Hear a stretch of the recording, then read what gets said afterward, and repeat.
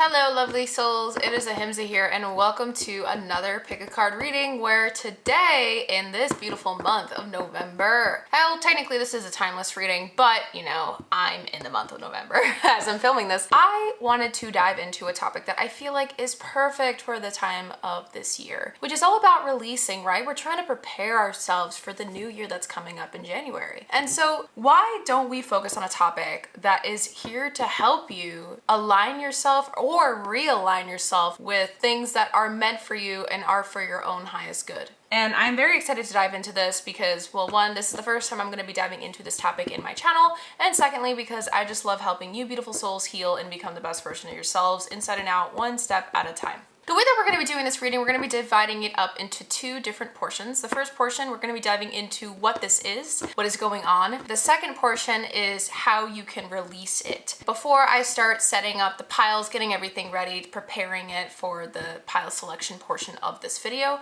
I highly recommend that you guys do check out that guided meditation that I created with my own tuning forks. And the reason why I do recommend it is because I do not want any of you beautiful viewers choosing your pile from a place of anxiety, from a place of fear, from a place of overthinking and disconnected energy, if that makes sense. So I don't want you guys to feel not in touch with your intuition while selecting the pile, or else you're going to be choosing something out of anxiety and it may not be exactly what you need to release right now for your highest good. You might just be picking something out of your own paranoia and you might hear something that doesn't resonate with you at all. So in order to prevent that from happening, please check out that guided meditation. It's literally just like around 5-ish minutes. All it's going to do is just help reroute you, ground you, so that you can select your pile from a place of inner centeredness, inner peace, and some form of stability within you. So your anxieties aren't clouding your judgment in selection. So with that being said, lovely souls, we are about to begin the preparation of the piles for this reading that's coming up. And if you, oh my God, did you guys see that? That was kind of epic. This is gonna be a big, cool reading. I feel like this is kind of a sign that's giving us a little bit of a heads up, you know, brace yourselves guys, because this is what's going to help you align yourself with the goals that you want to accomplish maybe for the year coming up. But with that being said, let us now get into it. Now that the candle's lit up, let us connect, let us allow anything that needs to come in to this energy, into this reading, into this perimeter to come. And so I can channel the messages that you are meant to hear at this time when it comes to what it is that you need to release right now for your own highest good, okay? Let us get into the preparation.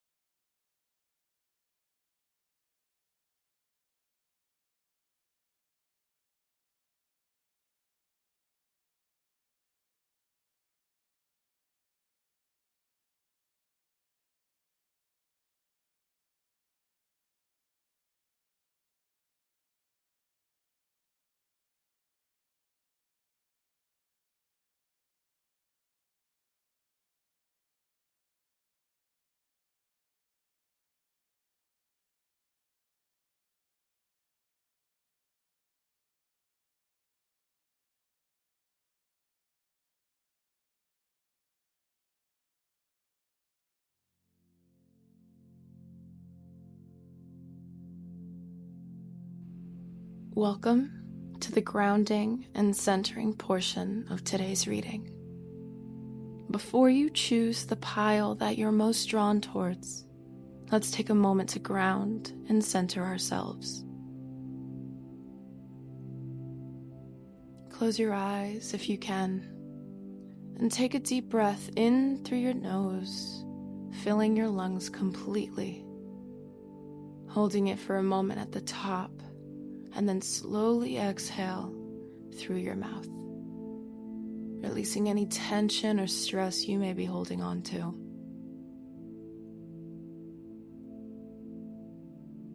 Feel your body relaxing with each breath.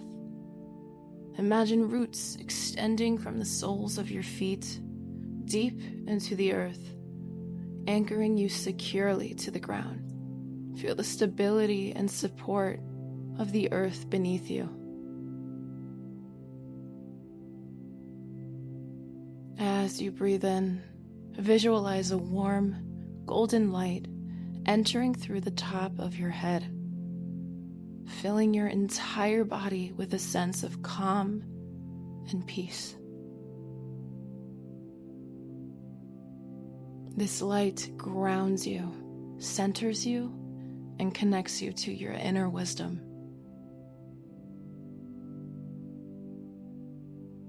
In a moment, I will play some tuning fork frequencies to help deepen your relaxation and enhance your connection to your intuition.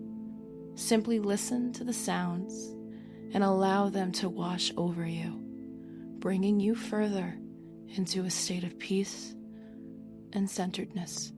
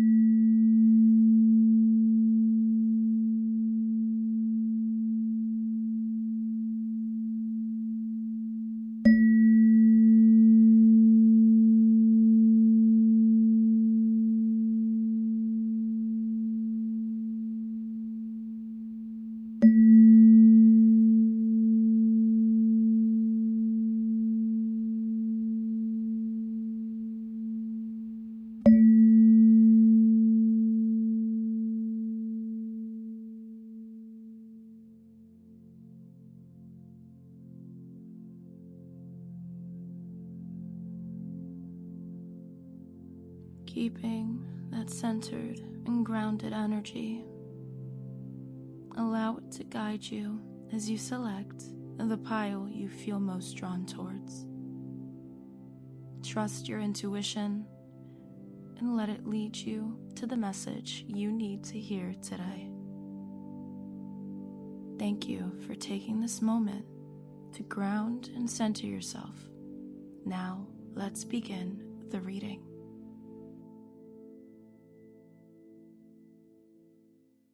Hello, lovely souls. If you guys get a chance to listen to that guided meditation, I really hope you guys feel grounded and centered and ready to select the pile that you feel most drawn towards. So with that, we have pile number 1, 2, 3, and 4. And what we're going to be doing is we're going to flip over the significator cards for each dedicated pile. That way you guys have an imagery that you guys can really connect to on an intuitive level, on a psychic level, to allow yourself to see exactly the message you're meant to hear in regards to what you need to release right now for your own highest good. Let us get into this and start looking at all the imagery here. So for pile number 1, the crystal you guys have to help you select your pile is kyanite.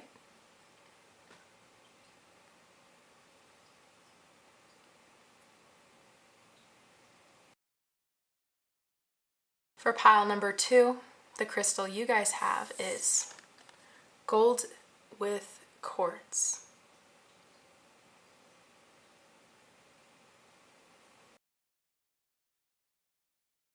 For pile number 3, we have red jasper.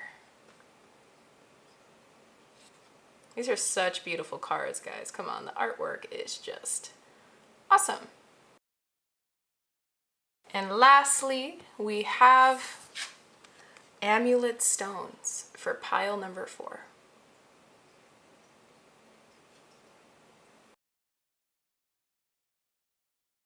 I am just going to zoom in here for a second for you guys. That way you guys can see the piles a little bit better. That should give you guys a nice chance. You can pause the video here if you feel called to help you select exactly which pile is meant for you, so you can find out exactly what you need to release right now for your own highest good. I'll meet you in your portion of this video. Hi, pile number 1, it is Ahimsa here, and if this was the beautiful card that allowed you to choose this pile, the kyanite crystal, then this pile is 100% for you in terms of finding out what it is that you need to release for your own highest good. And when it comes to this pile, and I mean, when it comes to this reading topic in particular,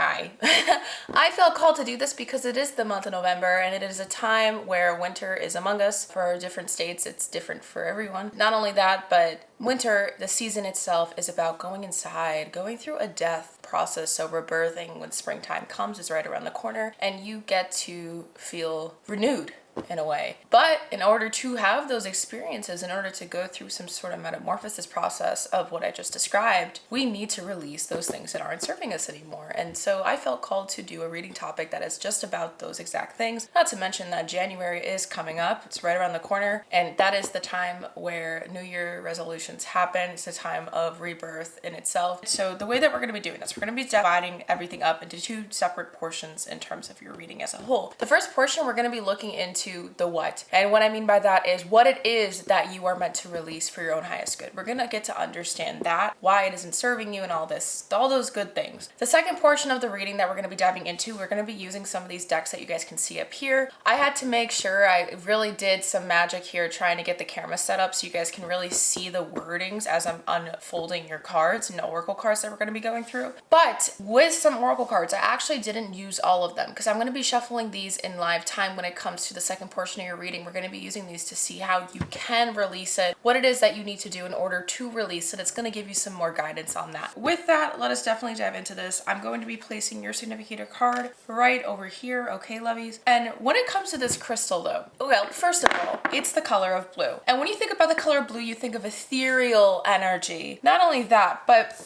kyanite in itself is a crystal about intuition, dreams, your subconscious type of energy. It's the type of crystal that is good to have around you when you're trying to sort of brainstorm things for yourself, or if you're in the middle of a creative process of some kind. Let's say you're crafting something or you need that extra spark to feel inspired. Kyanite is a great crystal to have around you because this is the crystal that helps you be able to tap into that inner knowing of yours. It helps you learn how to trust yourself.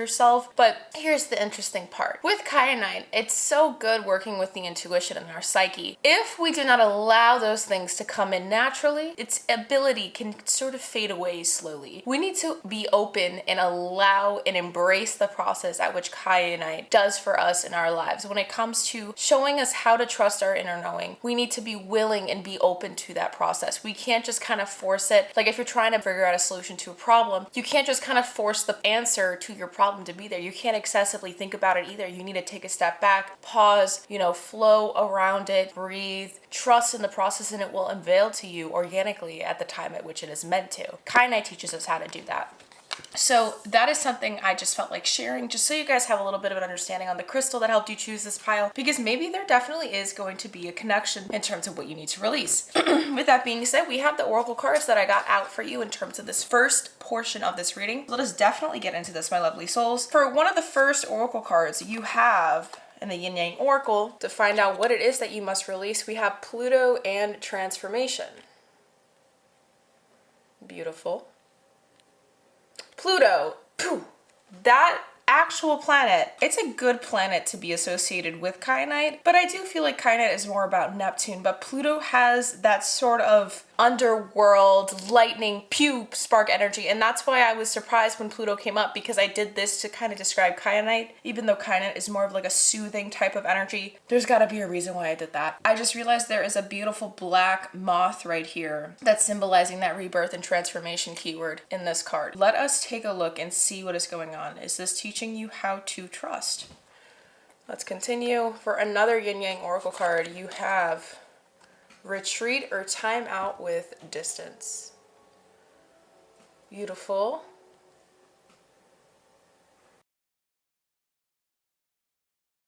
For a chakra healing card, you have instinct with the crown chakra. Okay, this is already speaking about the upper chakras. You are releasing something. I think this is teaching you how to learn how to trust in your intuition. There's definitely something here. What's actually funny, do you guys not remember when I was describing Kainite, I said you guys gotta take a step back, a retreat. Yes, like retreat or time out to give it that time to kind of simmer and give you what you need, the answers you're looking for. Huh. Trippy. Let's continue. Next up, for another chakra healing card, you guys have another crown chakra with creation. Huh. Creation. Remember, I literally said when I was describing the Kainite, I said it's about creative endeavors, creative processes. It helps give you inspiration. Are you guys having writer's block of some kind? And all these grays, guys, like the coloring here, the blue and the grays. Because technically the crown chakra can be associated with white light healing energy. That's not really a color, so they use this color in this deck to describe the chakra. There's a lot of fear about the unknown right now in your life, but you don't have to fret. Like, don't be afraid. Okay, this is so weird, a channel message. I'm hearing like, I don't know who it is that's talking to me right now, at least just yet. This is the reading just basically started, but I am hearing in my ear like, don't fret, don't worry, my child, you are okay. So I don't know if that's something that one of you guys had to listen or hear, like you've been wanting to hear some sort of reassurance. Pile number one, that's the first thing I'm hearing. I'll definitely keep putting the pieces together as we continue. Last two oracle cards for another Yin Yang Oracle. You have facade beliefs. This deck always ceases to impress me. I don't even know if I said that wording right, but this deck always surprises me because it's like I think I saw all the cards and then like this is the first time I'm seeing this card in this deck. Did anyone realize the imagery here? I did not see it until just now. His face, he's looking at his own face. He took his face off, taking the mask off to see what's really there. Wow, that is such impactful imagery, guys. You are going through a huge de-shedding process, pile number one. This is massive. I don't know if maybe you're in the midst of a spiritual awakening right now and maybe you're kind of afraid. You don't know what to expect with it. Maybe you just started dipping your toe into it or experimenting, or you've been in it for a while, but you're trying to figure out how to get to the next level, the next phase of it. And you're a little bit confused. You're like, what do I do now? But it's not about what you do. It's about what you believe in. It's about what you feel. It's about what you embody energetically. Remember, when you're doing a spiritual awakening, we got to think about the spiritual body. We got to think about the energetics of it. If our energy body isn't aligned with the frequency at which we are trying to align with or get to, what makes us think that we can take the next step in our spiritual awakening journey? For the very last oracle card for this first portion of your reading, guys, you have with sacral chakra completion. I love that this came up, guys. And the reason why I'm saying this is because I was hearing a whole story being played out in my head. There's a grieving process still happening, pile number 1. I don't know if it's about the end of a chapter, an old chapter in your life, or you just finished something up, or maybe you actually are grieving the loss of a loved one. And for that, I do send my love and condolences to anyone who is going through that.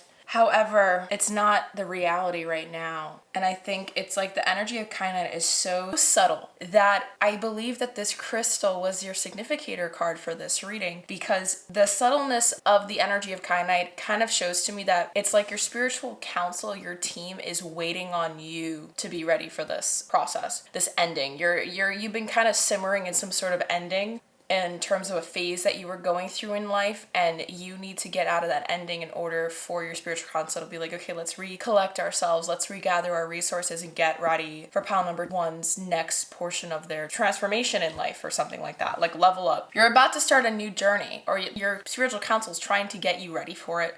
They have everything prepared, they're just kind of waiting on you because of this weird leftover energy. It's like reminiscent energy. It's energy that outlived its day. It's not meant to still be in you. And they're waiting on that part of the shedding off process to see you come here. So this is huge when it comes to the exact topic of this reading. It's what you are meant to release for your own highest good. It's actually pretty beautiful, pile number 1, because it's like showing to me that you know what's best for you, but you're afraid to let go. There is a really big fear of letting go of something right now. There's a new beginning right around the corner with this sunrise. Or is it a sunset? But it's hard for you to see that. There's a fear of being free right now, because this new chapter can give you the freedom that you're seeking, something where I can finally breathe again, like weight can get off my shoulders easily. You're afraid to see that for yourself. I keep looking at the fog, by the way, when I'm bringing that up. I'm looking at all this fog. Pile number 1, let us take a look at your tarot cards and put everything together. It kind of feels like puzzle pieces that are kind of there. Like, I'm going to stick to what I said so far, but let us see if the cards give us any more insight, is what I'm trying to say, okay? So let us definitely take a look at that. I have my beautiful star tarot deck here. First time I'm going to get to use this tarot deck on my channel. We have to use a special tarot deck in order to do such a special reading when it comes to releasing what you need to release for your highest good right now, because come on, that's important. You guys are going to see what I'm talking about when you guys see this deck. Like, this is the most beautiful deck you can think of. The symbolism, the imagery, the depictions, the artwork that they do, the coloring, like everything is planned when they made this deck. You can tell by all the little symbols that they show. So let us see, what is it that pile number 1 must release for their own highest good right now? What is it that pile number 1 must release for their own highest good right now? What is it that pile number 1 must release for their own highest good right now?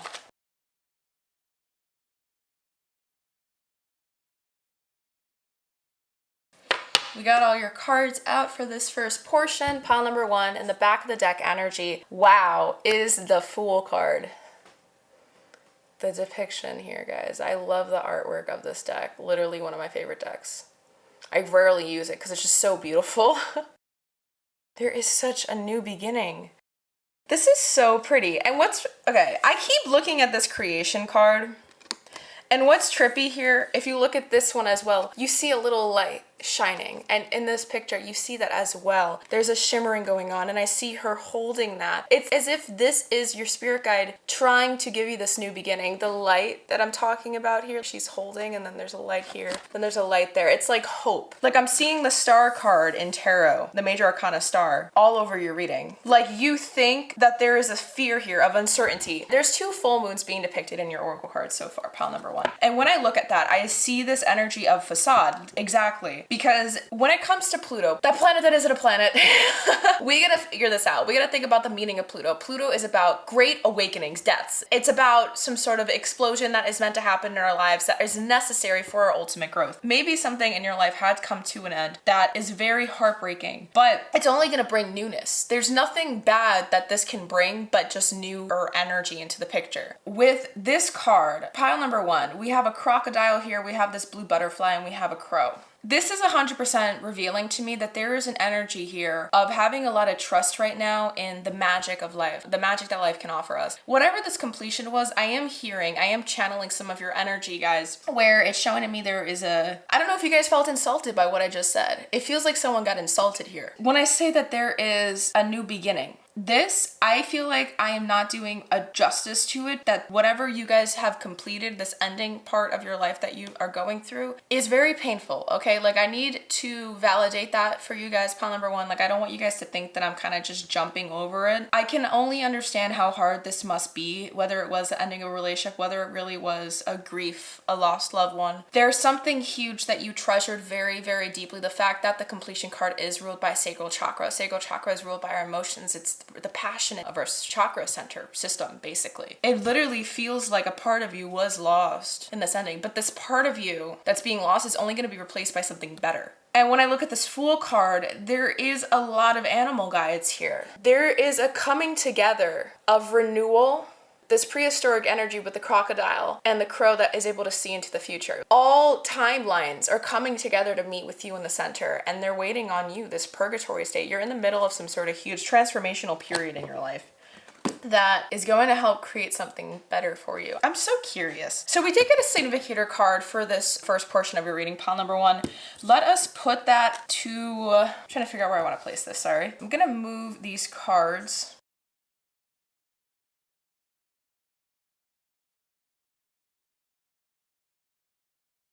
Okay, I'm gonna place your significator card just the way I did that, just so I can place this other significator card for the first row of your reading here. All right, so we have 1, 2, 3, 4, 5, 6, 7, 8, 9, 10. Beautiful even numbers. I love even numbers. Let us take a look at what it is that you need to release for your own highest good right now. For the first card, you have the Knight of Pentacles.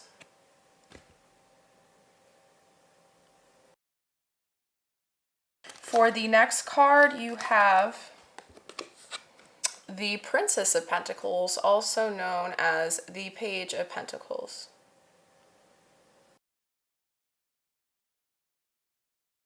Next, you have the Queen of Wands. So there is a little bit of thing hinting to me that there could be people involved in the situation that you are in, pile number one. But if there isn't, if it's just about you, then just let go of what I just said. Actually, let's do this because I do need space at the bottom of them. You have the Seven of Pentacles.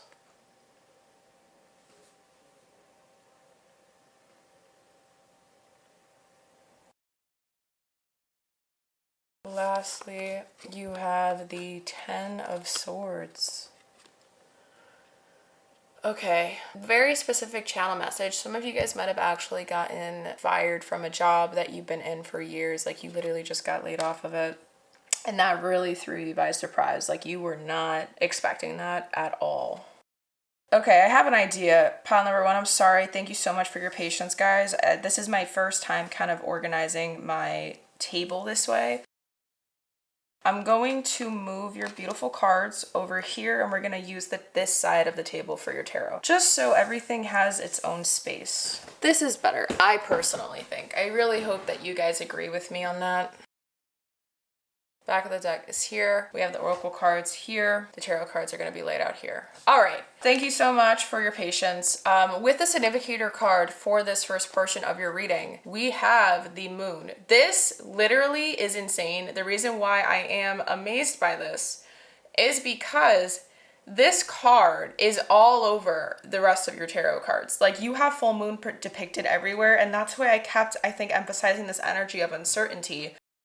You're terrified. Pile number one, you are absolutely terrified of what is going to unravel in this new chapter in your life. I'm going to repeat what I said earlier. It might not resonate with everyone. You might have been laid off from your job. Someone may have let you go from a job that you are a very good worker in. At least you were surprised when they ended it for you. What I am seeing here because of it, pile number one, in terms of what you need to release for your own highest good, you need to release the idea that there is only one pathway to get to the destination you're trying to get to in life, because that's not accurate. There are multiple different ways ways to get to the same end goal. This was something in your life that gave you sort of like, you know, when you're bowling and they put, I forgot what that it's called, when they put up those support like little barrier things on the side to keep the ball from falling in easily. It feels like you had that in your life. If you guys know what I'm talking about, put it in the comment section in this video, please, because I don't want to sound this slow.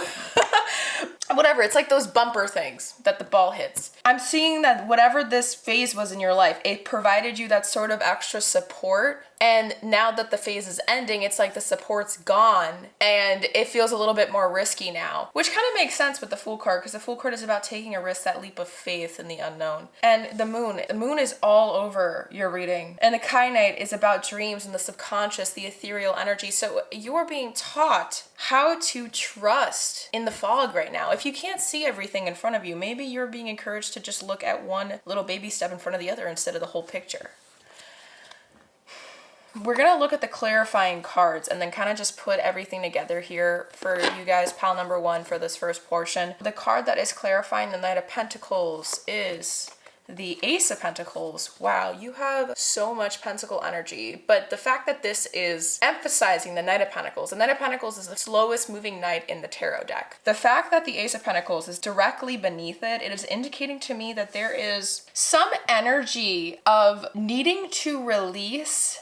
Yeah, exactly what I said, honestly. I'm trying to see if there's any other way to interpret this, but it's showing to me that you were on some sort of path. And the path was taking you down towards a certain trajectory. That path has gotten to an end. It's hit its end. It's hit its dead end for you. It stopped you in your tracks. It's heartbreaking, but it's leading you to a new adventure. You are really being encouraged to release the anxiety of this idea that there's only one way of doing things, because it's not true. The Ten of Swords is really just clarifying to me how big of an ending this actually was for you. It was probably very painful and terrifying and chaotic. It's as if your feelings towards this ending is so intense that it's literally being transferred into my head. As I'm channeling this energy, pile number one, it literally feels as if I am feeling how heavy of a burden this was on you. Like, you're really trying to make me see how big of a deal this was. It's not something that's lighthearted. I'm gonna just say straight off the bat, I have a big feeling that what I'm sharing to you in terms of what you need to release for your own highest good, it's not easy, and I think that's why it's saying for your own highest good. Remember, the meaning of this reading is to find out the thing that you need to release for your own highest good. Do we like to release those things? No. Do we think that's what makes us who we are?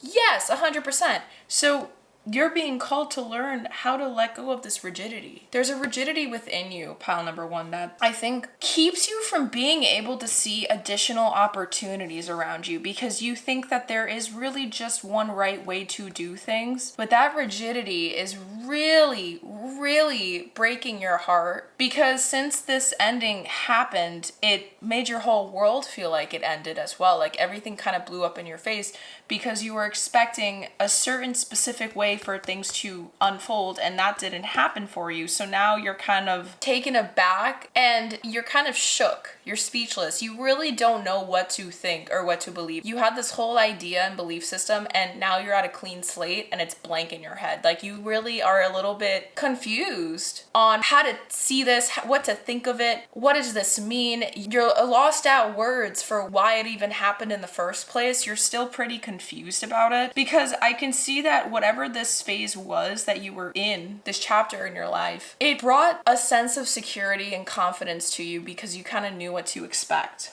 You were comfortable with it. But now that all kind of just went out the table. I am also hearing another random channel message. Maybe some of you guys had this idea on what you wanted to do for yourself career-wise, and then you were dabbling into it for a while, maybe a couple years is what I'm hearing, and then you realized this isn't what I want anymore, and that was very hard for you to acknowledge to yourself. Maybe you were doing some type of job that other people talked you into doing because you really did think that was the only way to do things, and then the Facade and Beliefs card is just showing to me this energy of somebody who realized how they're feeling, but it's like the worst timing to feel it because you're already stuck in it. Maybe you haven't even left the job. There's something about you were put into something that was like a good thing for you. It was a good thing. It was supposed to bring you good things in return over time.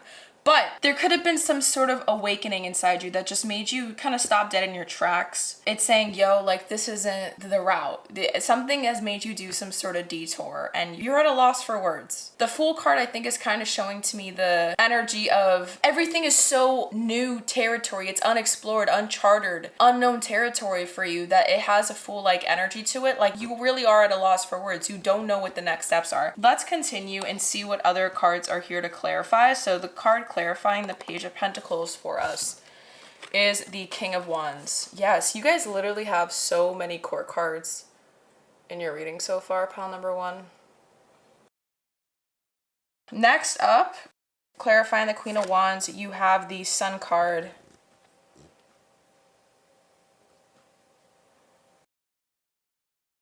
The last 2 cards, clarifying the Seven of Pentacles, you have Judgment. Wow.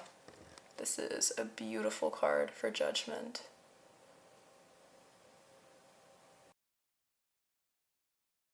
This is further just adding story detail to what I just shared. I'm so curious. Let's see what the last card is. For the Ten of Swords, clarifying that, you have the World card. Wow, exactly what I said. Completion. This is just emphasizing the completion card. Pile number 1, this is absolutely insane. The Ten of Swords is the card of a painful ending, but an ending that is necessary for your ultimate growth. And that's why I always love this deck, because this deck literally depicts the Ten of Swords as like the most beautiful thing. This is all painful things piercing through him, but he knows, he embodies it, he embraces it because he acknowledges that this is all for his own good. That's the beauty of the Ten of Swords. You have to breathe through this process. Wow, I understand now. Kyanite is about trusting and breathing through those things that you can't understand. Okay, straight up, right now, pile number 1, channel message. I'm assuming this is the channel message because this is so straight on. You are meant with all your might to trust in this weird, uncomfortable, icky time. Pile number 1, this is something that had to happen because it is part of a cycle in your life. This is something that is necessary for you to grow. I'm hearing very specific that you guys were on some sort of phase, going through some sort of journeying. It could be in career, it could be in a relationship. Like, see this as a journey of some kind. So what that journey consists of is your own personal story. Whatever this was for you, pile number 1, it was very la-di-da, but you also thought that this was really the only way to experience whatever this was, this type of journey. What the theme of it was, you thought this is the real way to do it. Like, this is the only way to do things or get what this is. And you believed that you had to just kind of be good at what you do, or this had to be something you can just say, this is good enough for me. Like, you never really looked for something beyond what you've received in this journey, in this phase in your life. You kind of just believed that that's as good as it can get. And something happened that really threw everything off guard and left you starting to question things and made you a little bit confused. I don't know, maybe this is actually an indication as well that wherever you're at in life, you're starting to have second doubts about. The Judgment card is giving me an energy of somebody who's having visions and they don't understand why the visions are there. Maybe you're going through some sort of thing right now where a vision is being created inside your head. In your mind's eye, there's something being planted, a seed being planted in there that is really throwing you off guard. You're very confused and it's thrown you off track because you thought that this is what you wanted. And now you're starting to get more curious, asking yourself these questions of, is this really all that I want? Is there really more for me, or is this all there is? Because you really were kind of being fed a bunch of stuff about it being the only best thing. Like, there's nothing better than what you were experiencing. And that's not true. And I believe the reason why it's scary is because you're kind of trying to decide whether you should trust the doubt feelings that you're experiencing. Like, if you should trust your own inner knowing about how you're feeling right now, or if you should trust the people around you that maybe you've talked to regarding this situation. This is also very specific. Maybe you're in a relationship and you just met this other guy and this guy is bringing a lot of happiness into your life, or this significant other. There doesn't need to be genders with it, but they do have a masculine type of energy, this person that you are fond of. And now you're second guessing, like, I've had this whole marriage or a long relationship with this other person. Should I listen to what my heart's telling me, or should I follow what everyone else has been telling me is good for me instead. Like this situation can be applied into a lot of different life areas. So I'm just trying to give you guys examples if you guys don't understand how. But I am seeing that you are definitely confused. Like you don't know if this is the right way to do things or if that's the right way to do things. In terms of what you need to release for your own highest good, pile number one, I don't want to say it, but I'm going to say it. You are being called to listen to your inner knowing 100,000%. So whatever that is, that urgency that's being like literally nonstop repeated inside your head, you need to listen to that because that isn't intrusive thought. If you were fearing that this could be an intrusive thought, that you doubt things a lot, this is not one of those moments. Pile number one, this definitely feels more like your heart has come to terms with whatever this experience is, but your mind hasn't just yet. Like your mind is kind of stalling on the releasing part because of the anxiety inside the mind. You're like in a situation that your heart knows you're not supposed to be in anymore.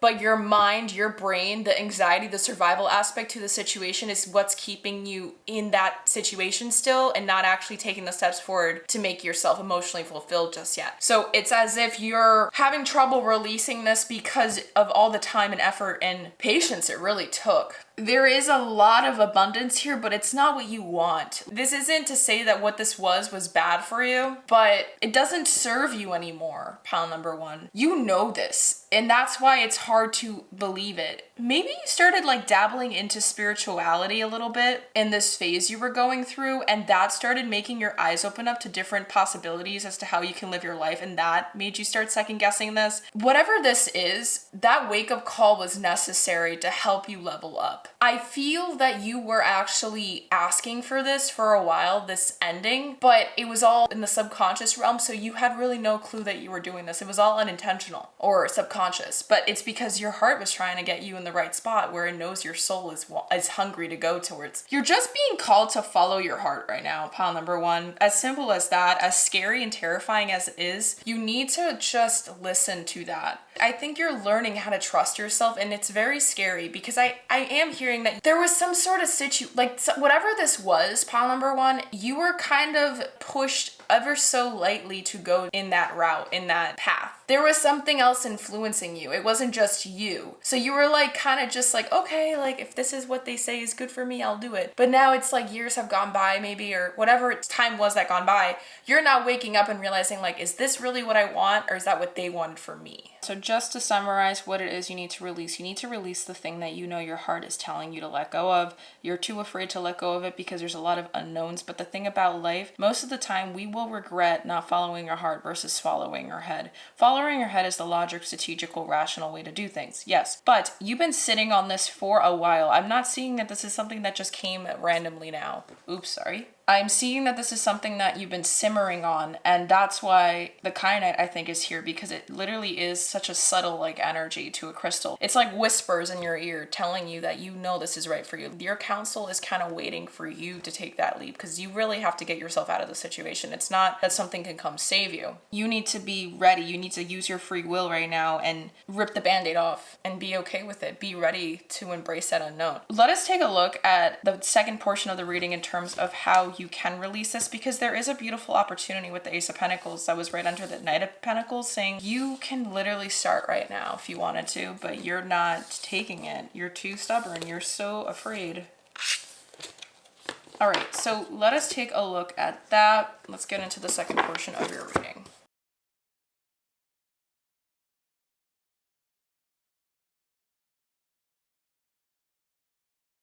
So let us get them here. We have the Sacred Geometry Activation Oracle deck along with my Guardian Angel cards. How can pile number one release this for their own highest good?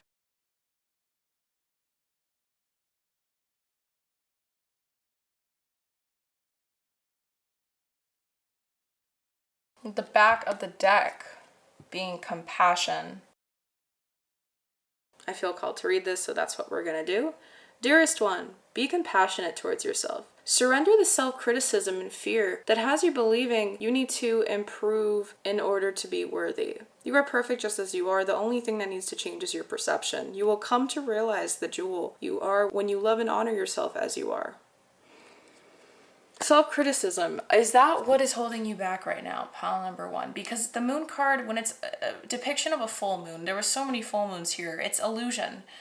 There is a lot of facade and belief that was all over here. Remember with that oracle card that we had in the first portion of your reading, that was showing to me the importance of needing to learn when to tune down the anxieties and turn up the intuition. Those are two very different things. Anxiety is a survival mechanism that your brain has created to keep you surviving. Are you feeling scared enough that that part of your brain is being triggered enough to make you just stay put where you are, even though your heart's saying, let's go, let's go, let's go? That's something that's coming through very strongly. Let us continue looking and just gathering all the other oracle cards really quick. So, how can pile number one release this for their own highest good? We got two cards here. For the back of the deck energy, for the sacred geometry, we have healing. The frequency of healing supports our intrinsic ability to restore our health and wholeness by consciously using the information that comes to us through our senses and harmonizing everything accordingly. That consciously using the information. Yes, kyanite is about consciously using the information that comes to you naturally and organically. So you are really just learning how to listen to your inner voice instead of everyone else's voice around you. So these are the two back of the deck energies we have. We're going to do things a little bit differently. So we're going to leave these cards here for now. We're going to flip them over after we already get the tarot cards set up for the second portion of your reading, okay? So let us take a look and see how can pile number one release this for their own highest good.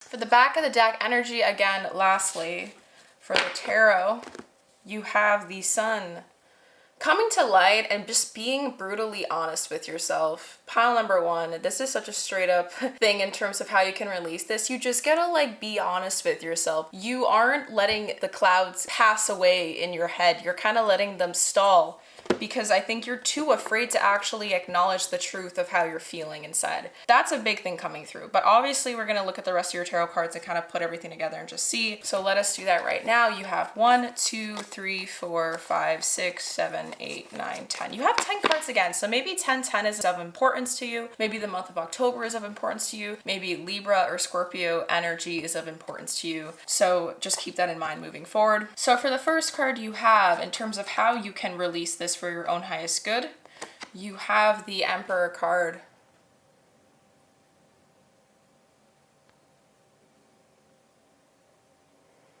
There's a lot of like light and dark energies being depicted. With the moon card, there was that same black and white energy there. So I just felt called to share that. Let us keep looking and just see where this takes us. Just moving your oracle cards here. For the next tarot card, you guys have the 9 of Swords. Yes, you do feel trapped. You are trapped in something. You think you're trapped. This is you putting that onto yourself. And I think that's why the back of the deck energy with this Guardian Angel Oracle deck is compassion and healing with the activation deck, because it's literally asking you to listen to your heart right now. The anxieties are there. And actually, I'm going to show you this again. I'm sorry, guys. Thank you for your patience, but the imagery here is just insane. You can see that there is a spider web in the back. This is literally, though, like it becomes a cycle of overthinking. You have literally been stuck in this spider web of thinking, and not letting the heart speak enough. You're literally stuck in the facade. That's why that oracle card was there in the first portion of your reading, pile number one. Let's continue. For the next card, you have the King of Pentacles. Pentacle energy is insane here.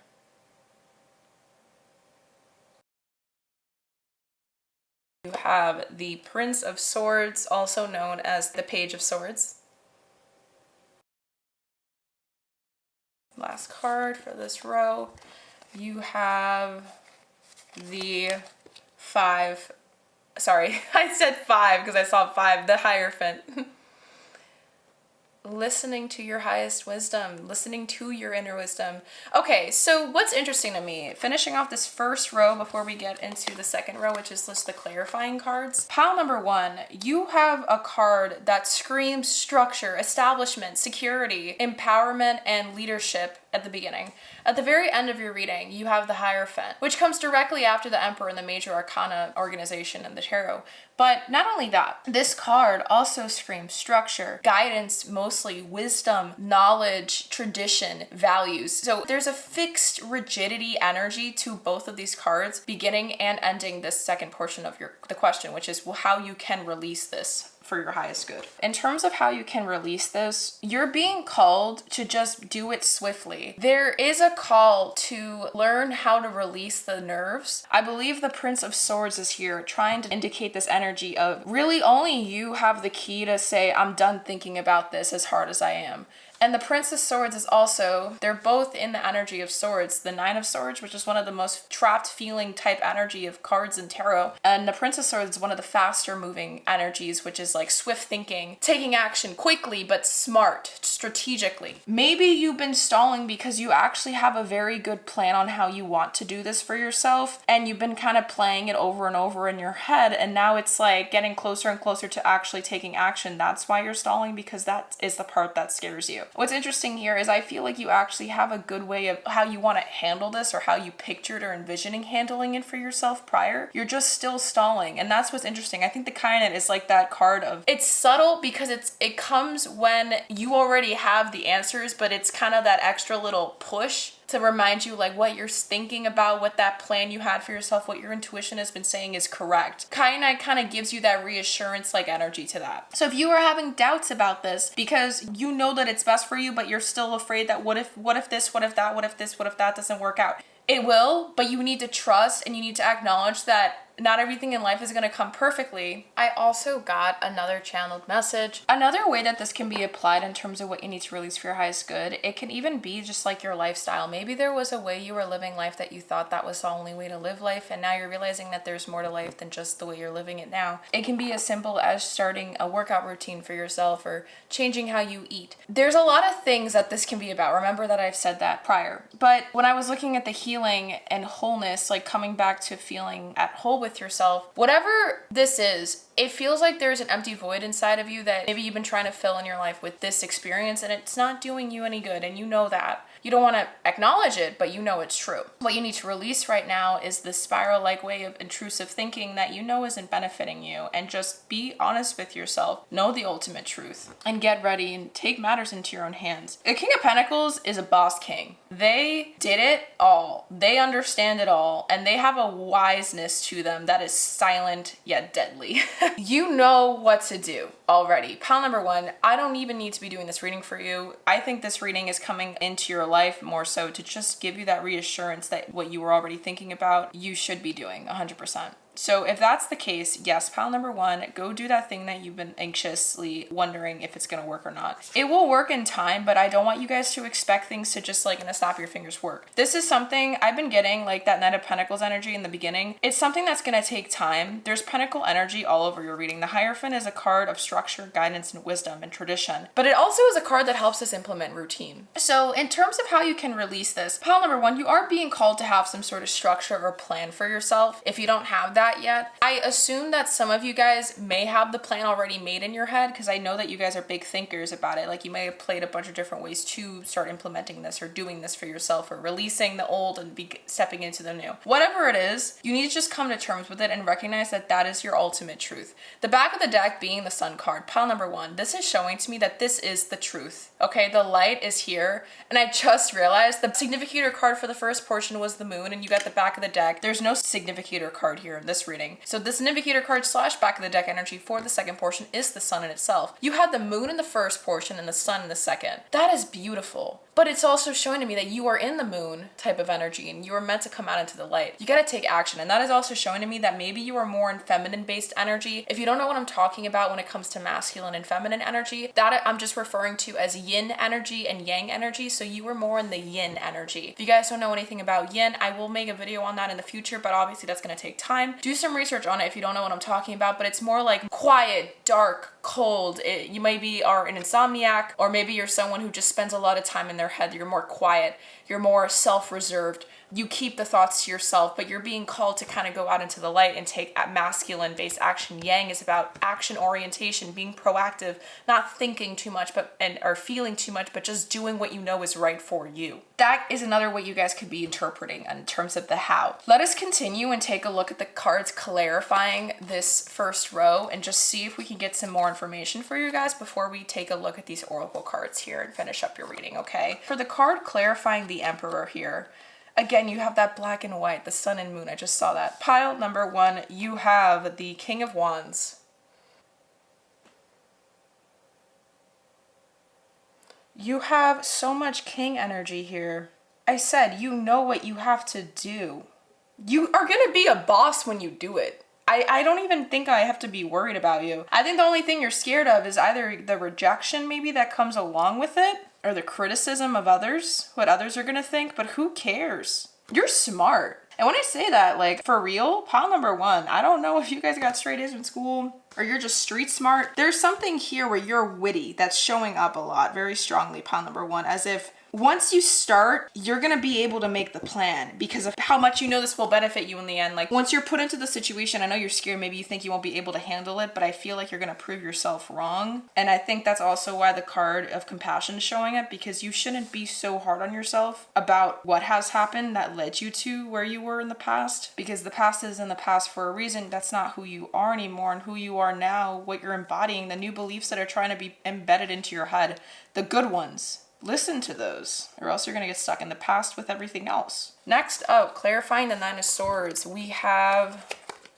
the Knight of Pentacles. Again, the Knight of Pentacles came up. I literally was trying to say, like, there's Knight of Pentacle energy here everywhere. So yes, this is confirming to me. This shift, this new thing that is going to be implemented that you might want to do, or this new journey that you're doing, the decision you're making, the one that your intuition's asking you to do for yourself, it is going to take time. Okay, and slow and steady is what wins the race. I also forgot to mention the Emperor, the number that it was ruled by is 4. 4 is a number of foundation, setting foundation, stability, structure. The Hierophant archetype is about structure and guidance and tradition. There is a lot of need for making sure that this is a plan that sticks and that you honor. I don't think there's going to be an issue with honoring it, because you know that this is something that's important and serious. And it has something to do with healing too. So perhaps the healing card came up here as the back of the deck energy for the activation, because it's showing and it's having an emphasis on, and not only that, but the orange color and the green, it's like heart chakra. You need to release of rigidity and follow the heart more. It just keeps showing me that, like, once you follow your heart, you're going to be able to realign with your inner knowing better, and the healing can begin. A void that you're trying to fill can get filled in the right way, because the thing is that maybe you were trying to fill it with things around you on the outside, but this void that needs to be filled, it can only come from you taking the action to fill it for yourself. Like, you need to learn how to show up for you. You need to learn how to love you and do it in a way with compassion. Whatever journey you're about to take, or that thing you're trying to do that your intuition's pushing you on doing, but you're afraid to take the action on doing, you need to make sure that you embody compassion for yourself while doing it, because this is something that you need to learn how to focus on one step at a time instead of just getting to the end goal really quick, or else it won't stick, is what I'm hearing. This is something that will take time, so just do it in a smart way, in a way that has structure. A structure that embodies the keyword longevity, because longevity is something that will really benefit this thing that you want to do, or this path that you're going to take. You got to make sure that this is something that is emotionally fulfilling to you as you're doing it, or this is something that is aligned with your highest good in terms of what your heart chakra wants. Like, where the love is, follow that. Don't follow where, oh my God, like, if I stay here, is it because this is what's comfortable? Remember, fear loves comfort more than love does. Love just wants you to align with what is for your own highest good. So overall, pile number 1, when it comes to how to release this for your highest good, it's about you just taking those steps to do it and acknowledging that you know it's going to be slow, but as long as you can learn how to have compassion with yourself during that process, everything will work itself out. Like, this is really meant for your highest good. The Sun card is a card that speaks health, good fortune, success, wishes, happiness, clarity, brightness. Everything that I feel like you're looking for in life can come from this. It's like the solution for it. Where that void was, it can get filled very easily in time, as long as you continue to embody it, because this is really taking you to your ultimate healing. It's helping you become whole in life in total, and it's just about embodying that. But let us continue. Last 3 cards we have here. For your tarot, we have, again, the Moon card. Wow. Clarifying the King of Pentacles. Yes, that's what I'm saying. I literally feel like you are afraid that you're not going to be able to show up for yourself. But as long as you implement this or do this for yourself slow and steadily, like you're not doing it all at once, I don't see this being an impulsive decision. There's passion aligned with it, with the King of Wands being here, but there's so much pentacle energy overruling it, and the Hierophant, literally its ruling sign is an earth sign, Taurus. That's the most fixed sign there is, really, if you think about it. The bull, stubbornness, all the way. You got to approach this with an energy of stubbornness. And as long as you have a structure, as long as you have a plan, that is where the wisdom comes in. The wisdom is with knowing that there is a plan, that there is order. You're not going into this without some sort of plan on how it's going to work for you. Like, you've been sitting on it for long enough that you already know all the potential what ifs that could happen, the different avenues it could take you to. So it's like, don't think of the worst, because you already planned for it in case it does happen. I don't think it will. This is just really just aligning you with what's meant for you. If there is anything that throws you off guard in the middle of this journey, what makes you think that it's supposed to be a negative experience? All the things that are going to happen moving forward if you decide to follow this and listen to your inner knowing, all those things are lessons that you need to learn in order to align with the most healed version of yourself you can possibly embody, or happiest. Whatever that end goal is that you want for yourself, pile number 1, fill in the blanks as you see fit, because this is all for you. You just need to take that call. Last 2 cards, we have the Queen of Pentacles. Wow. I was looking to see, we're missing a Page of Pentacles, but we almost have the whole court set up for the Pentacles in this reading, in this portion of your reading. And lastly, we have the Star. Oh my God. Do you guys remember? I literally was saying the Star card is all over this. I kept feeling like the Star card was coming out here. I literally kept saying something about the tarot, and the Star card of the major arcana of the Star was all over your reading. You got the Star card. This is a complete confirmation. It literally did a whole 360. A whole full circle effect is happening right now in your reading. Pile number 1, this is meant for you.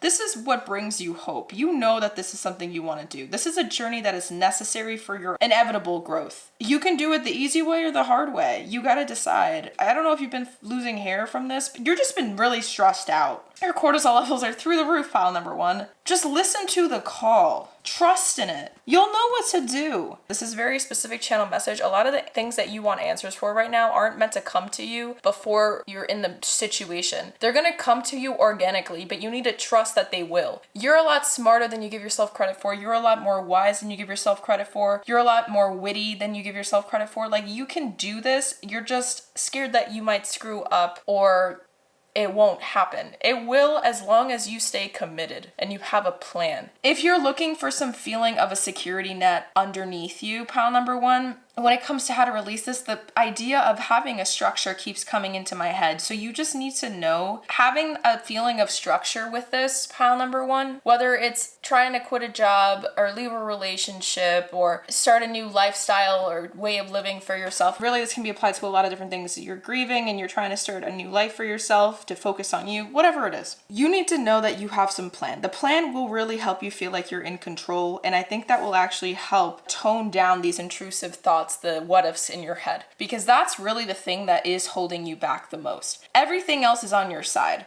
You got the Star card here showing to me that this is a new beginning. If you see it as such, there is a new reality in store for you. You're literally jumping into a new reality for yourself if you choose to do it.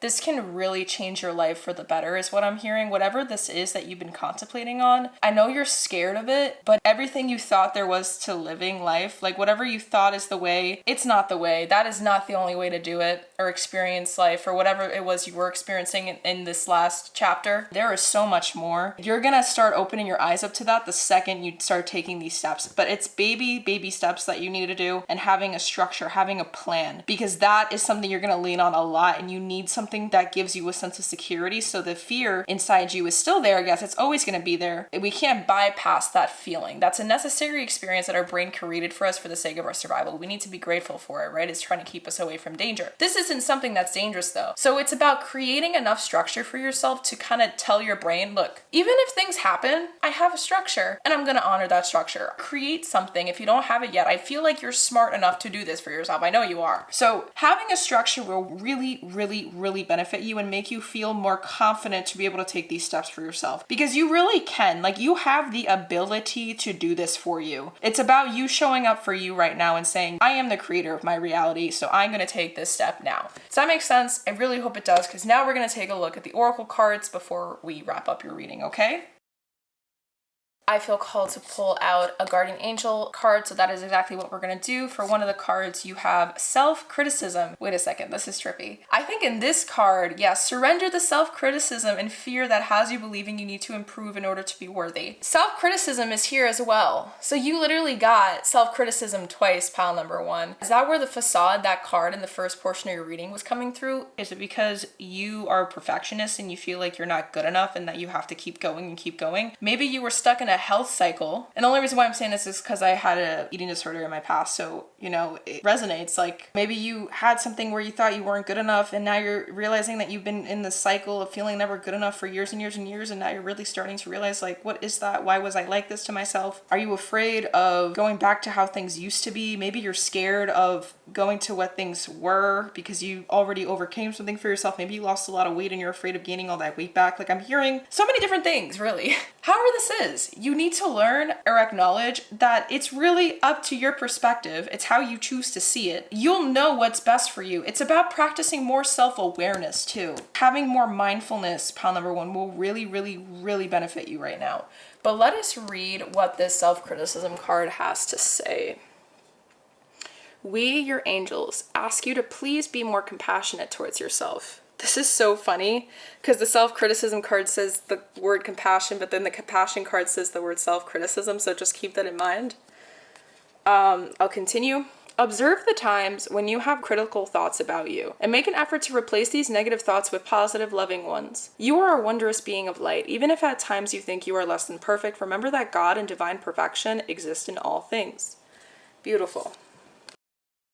Let's look at the rest. For another guardian angel card, you have gratitude. Thank you. This is a heartfelt thanks to you from someone you recently helped in some way. I, your guardian angel, also wish to thank you for the unconditional love you emanate to the earth, humanity, and those around you. Thank you, thank you, thank you. You are eternally blessed. May peace, grace, and love forever guide you along your sacred path. You really are protected, pile number one, and I believe that's why it feels as if there's like so much mysticism in your reading so far. Like the entirety of your reading, there has been so much mystical, like ethereal realm like energy here, and I think it's because there's a lot of things that you cannot physically see to your naked eye that is around you protecting you right now. This is a reading trying to reassure you that what that thing that your heart is calling out for you to do, the step for you to take, you need to listen to it. That's really it. Okay, let us take a look at the last three oracle cards you guys have. Oh my god. I literally said heart chakra was all over here, and you got the heart chakra card. You have 2 4s, so maybe the number 4 might be of significance to you. But what's interesting enough, when you add these two numbers together, it gives you the number 8. 8 is ruled by the 8th house. 8th house is ruled by Scorpio, but it's also Pluto-like energy. I keep seeing a lot of full circle effects coming from the first portion of your reading to the second portion. So everything is all wrapped around each other. And I feel like I'm just kind of repeating myself at this point. It says, the frequency of the heart chakra, the green flower of life, supports our capacity to love deeply and unconditionally. Its healing properties harmonize the mind and the body. Well, remember, the heart chakra is like the bridge connecting the emotions to the logic. It connects the upper chakras to the lower chakras and brings them to form a harmony in the body. You are reconnecting with that to find wholeness. The word wholeness is in this card. And you need all these things. You need the logic. You need the compassion for yourself. You need to know that you are safe, to have a security net, because you will be okay, because you are listening to your heart in the end. Like, as long as you're following your heart, there's nothing to be disappointed about in this. There will be bumps. I am hearing that the Knight of Pentacles is a knight that has to go on a long excursion. It's slowly, because they're trying to make sure that every step they take is solid, is stable, is grounded, it's aligned with the right things, so their foundation doesn't collapse beneath their feet. Like, you're gonna do it in the right way. As long as you have a structure, as long as you have some sort of plan that's gonna be your security net, you can do it. Last two cards. You have Judgment. Okay, wow. So you had Judgment, the actual Judgment card in the first portion of your reading. Again, there's like a full circle effect coming back here. You got Judgment here as a guardian angel card. And I think I told you were afraid of being judged. Let go of your fear of being judged. Wow, this is so crazy. You are good enough. It is time to release all that you have kept safely locked away in your heart. Your true essence and potential have been restricted by structure and method for long enough. There is no right or wrong way, just be you. So maybe this is actually saying that you were stuck in a structure. That's why the word kept ringing in my head. Wow. And you're learning how to live vicariously, like just live life to the fullest. Maybe you were doing a 9 to 5 and now you're like, oh my God, I'm done with this. Life isn't the same anymore. This is not how life is supposed to be. You're waking up to the call of what it really feels like to be alive. Wow. There are just so many different ways this reading can be explained, guys. It's insane. And it's so beautiful to see this full circle effect that's been going on in your reading so far, pile number 1. It is absolutely leaving me speechless. For the last oracle deck, you have the dynamic. The frequency of dynamic supports our ability to harmonize between layers and aspects of different origin and frequency. It helps us to put together a reality that is made up of many different elements, both familiar and completely new, with ease, grace, and great joy. This is literally exactly how you're meant to embody this newness for you. I'm going to repeat this because I feel like it is very, very important, okay? The frequency of dynamic supports our ability to harmonize between layers and aspects of different origin and frequency. It helps us to put together a reality that is made up by so many different elements, both familiar and completely new, with ease, grace, and great joy. Yes, it's about trusting.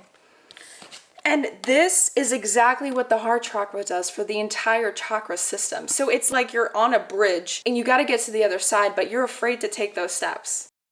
And your spiritual counsel wants to let you know, pile number 1, there's no need to worry because you know this is best for you. You already know. You've had the message ringing in your head long enough to know that you got to get to the other side already. So in terms of how to do it, trust. Know that this is for your own good.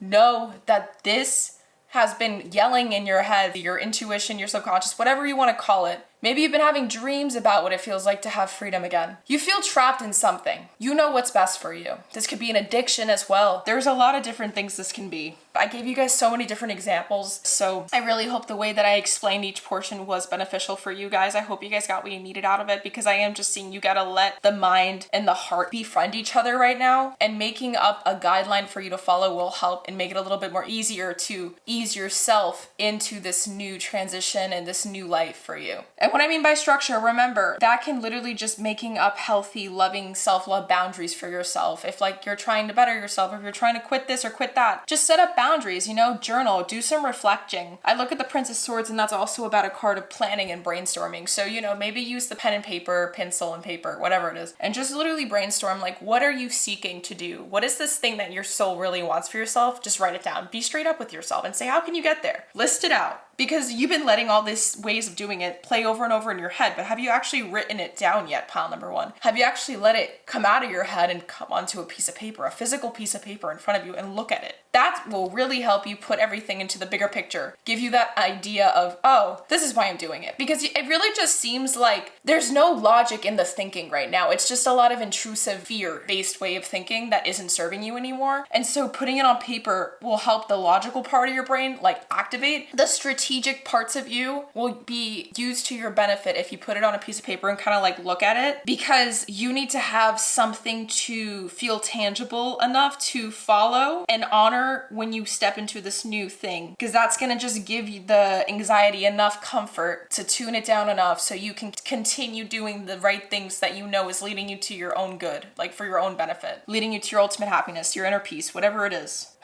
Wow. Pile number one, I really hope that this reading benefited you. I know it was a little bit all over the place. I'm very grateful for the patience you guys gave me. Not to mention I had to move everything around as well. It is that you guys are the first pile, so I guess it was me trying to figure out how I want everything else to look moving forward. But I really hope you guys were able to see exactly what I was seeing, because it is crazy how everything just kind of comes together and does that full circle effect. That was very beautiful to witness as a reader doing this for you guys. So I sent you guys so much unconditional love. Give this reading a thumbs up if it resonated with you. Shoot any comments down below if you feel like sharing your experience or whatever it is that you are going through that you're trying to release for your own highest good. How did this reading resonate with you? I love to hear from the community. You know, this is literally what I'm trying to do. I'm trying to build a community of like-minded individuals that are ready to heal themselves inside and out, become the best version of themselves, and do really whatever it takes to embody that. So if that sounds like something you really want to do for yourself, hit the subscribe button. As a facilitator of deep healing, I feel like it is my ultimate responsibility to help you guys become the best version of yourselves, and that is exactly what the mission is on my YouTube channel is all about. So I really hope this reading got to reflect that for you guys. Have a beautiful rest of your day. Remember what I said, you guys can do it. It's just about trusting, having a structure, or if the structure that you have now is too rigid, it's about changing it to align with compassion instead. Have a beautiful rest of your day, okay?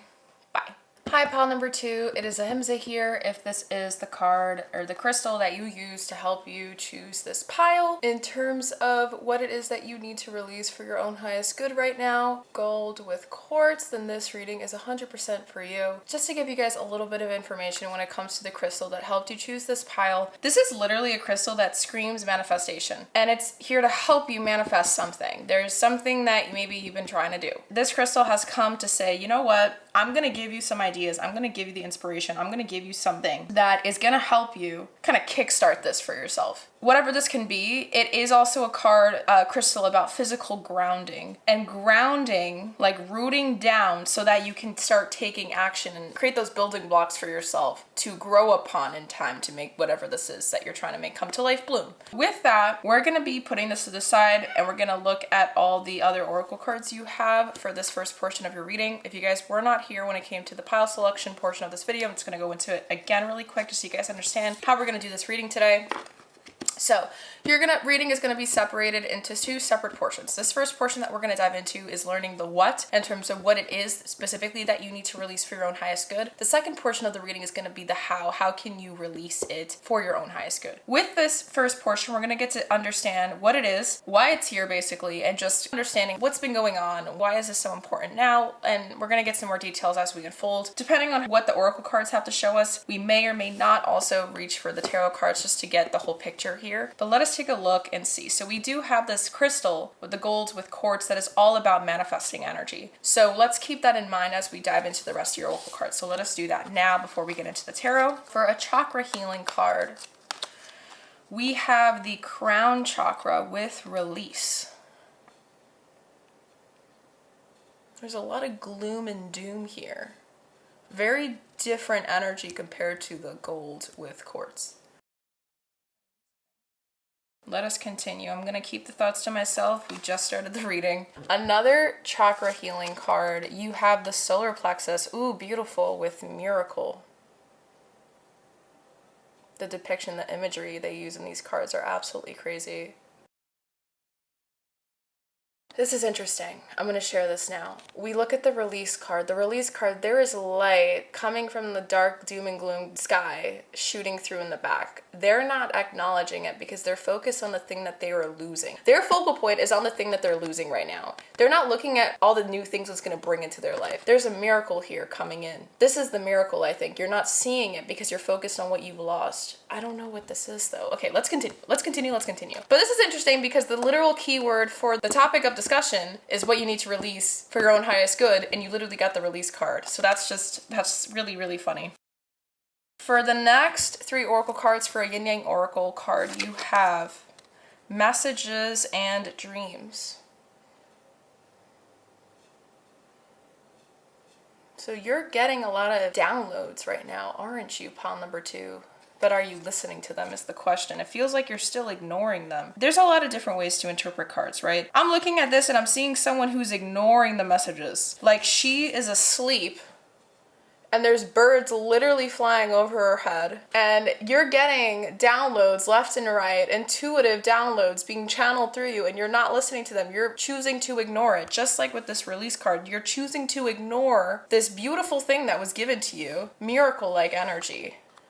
Okay, for the last Yin Yang Oracle card, you have nostalgia and memories. Wow. Okay. Neptune-like energy, Piscean energy all over your reading so far, because dreams, memories, nostalgia. Are you stuck in the past right now? Are you having trouble letting go of something that you know is not serving you anymore? And Source has kind of given you a beautiful opportunity to make your dreams a reality right in front of you, but you're afraid to take it because of this nostalgia, this feeling of, what if I lose all this? Well, maybe you're meant to lose all this so that you can go get something brand new. Last oracle card you have for the first portion of your reading is the root chakra card with renewal. Yes, this confirms it. You are supposed to go through a rebirth right now. You're afraid of losing what is in this current part of your life, and you're afraid it's not going to be there in the new part of your life, the renewal process.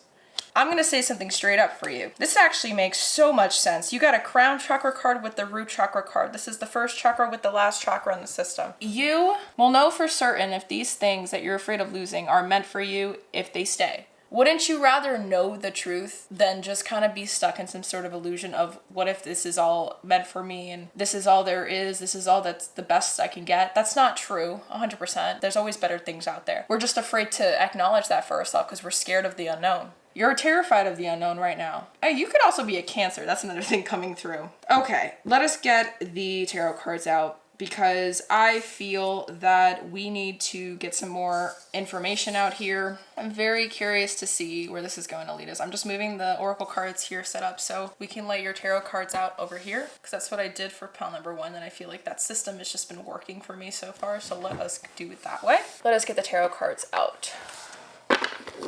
All right. What is it that pile number 2 must release for their own highest good right?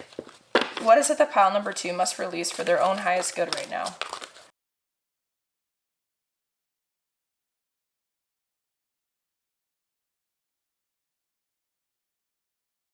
For the back of the deck energy, you have the Prince of Wands.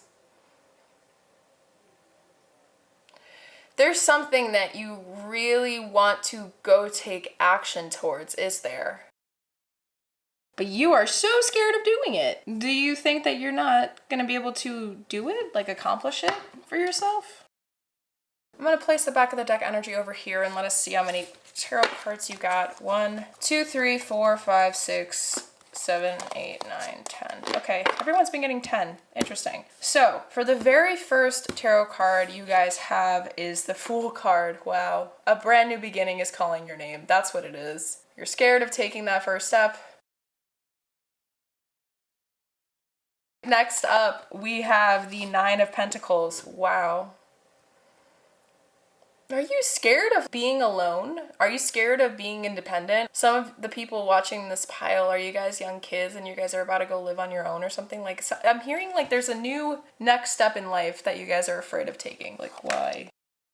Are you scared of getting out of your comfort zone because you like how it is right now? But you know you don't like how it is. There is something here that you want more for yourself, but you never really thought about it long enough to get the drive to want to do it hard enough because you would always just kind of shut it down before it would get there, before the energy can like rile up enough to make you actually want to go do something about it. Like you would always shut it down before it would get there. The Miracle card is yelling at me. It's like you were literally granted a beautiful opportunity to get out of the situation, but you're so afraid to get out of the situation because of what you could lose. Let's keep going. For the next card, you have the Magician. Wow. Remember I told you guys the crystal that allowed you to choose this pile was the gold quartz. It's the manifesting crystal. You got the Magician. He's a master manifester. Like, guys, come on. You guys can do this. You have so many beautiful cards coming out and you guys think that you are incapable of getting these things. Whatever this is, pile number 2, you can do it. If I keep saying pile number 1, I am feeling like maybe pile number 1 will also resonate with some of you guys. If that's something like you were feeling drawn towards pile number 1 and 2 when you chose this one, maybe this is a confirmation that you guys should also check out pile number 1 as well and put everything together and see the bigger picture. But let us continue. You have the Six of Swords. You are scared of what could happen if you do this. The cards are showing to me, they're showing to me what you won't get if you don't do this. I said, what do you need to release, right? We asked what you need to release. This is the first portion of your reading, saying what you need to release for your highest good. I'm seeing what you need to embody for your own highest good, because this is a part of you that has been shunned, that has been shut down because you are so afraid of being the strong, independent person that you know you are. Why are you so afraid of it though? Like, why are you so afraid of taking the initiative? You might have already written down ideas or brainstormed this. Like, you daydreamed about this, haven't you? You have visions. But the only thing that's holding you back is your past. Are you guys scared of losing people in this part of your life, even though you know that they aren't aligned with your frequency anymore? Like, they're not on your level. And sometimes that happens. People in your life are either here for a season, a reason, or a lifetime, and you figure that out in time when you're with them. These people might not be here for a lifetime, and you need to be okay with that. You need to be okay that some things aren't meant to be permanent. They're meant to be temporary for this certain part of your life, but you know that there's more out there for you. Like, you know that there's something bigger. You really want to take the action, but you're holding it back. Maybe you're afraid of how you're going to be seen. Maybe you're afraid of the abandonment or the loneliness that this new thing is going to bring along with it. Maybe you're trying to start a new business for yourself. Maybe there's a lot of different ways this can be applied, pile number 2. Just apply this into your situation, into your life situation as you see fit, okay? For the last card that finishes up this first row, and then we have the clarifying cards, we have the 5 of Pentacles. Yeah, you think that there's a lack of, like, you don't have something to do it. You do. I think what it is that you need to release is the belief system that really doesn't serve you. You think that all these people in your life are worthy of your time and attention still. I feel like you have been in connections or friendships, or I don't know what this is. It just feels like there's been a lot of one-sided energy. You are a big giver. Love, love, love, love giving, pile number 2. And maybe you feel like you need to be a big giver for other people to stay in your life. Maybe you feel like you're not worthy of true adoration and attention and appreciation, so you kind of overgive in your life to compensate for that, and so people can give you the love that you feel like you've always been craving. That's conditional love though. That's not unconditional. That's not the right way to experience that stuff. It's tiring. And that's why you feel like there's more out there for you. Maybe that's why you feel like this thing is not being fulfilled internally. You're not satisfied with what's going on. You just don't want to acknowledge it, and you're afraid to look at the truth. You're afraid to be honest with yourself right now. In terms of what you need to release, you need to release that veil of doubt and second guessing that you keep putting over your own head. You need to release the need to avoid the truth. You're not listening. The more I look at this card here, pile number 2, I just see someone covering their ears, refusing to turn around and look at what's really in front of them, this real opportunity. It's a miracle that you were given this opportunity. This spark, this idea, whatever it was, something came to your aid and you wanted it. Whether or not you want to admit it to yourself, you were getting a lot of downloads because of this.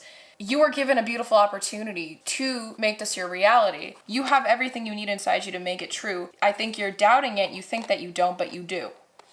Recognize that you have a lot more at your disposal than you realize. That is something very huge coming through pile number 2. I don't think you are really seeing with your eyes wide open just yet as to how lucky you actually are to be given this idea. I don't know what it is. Wow.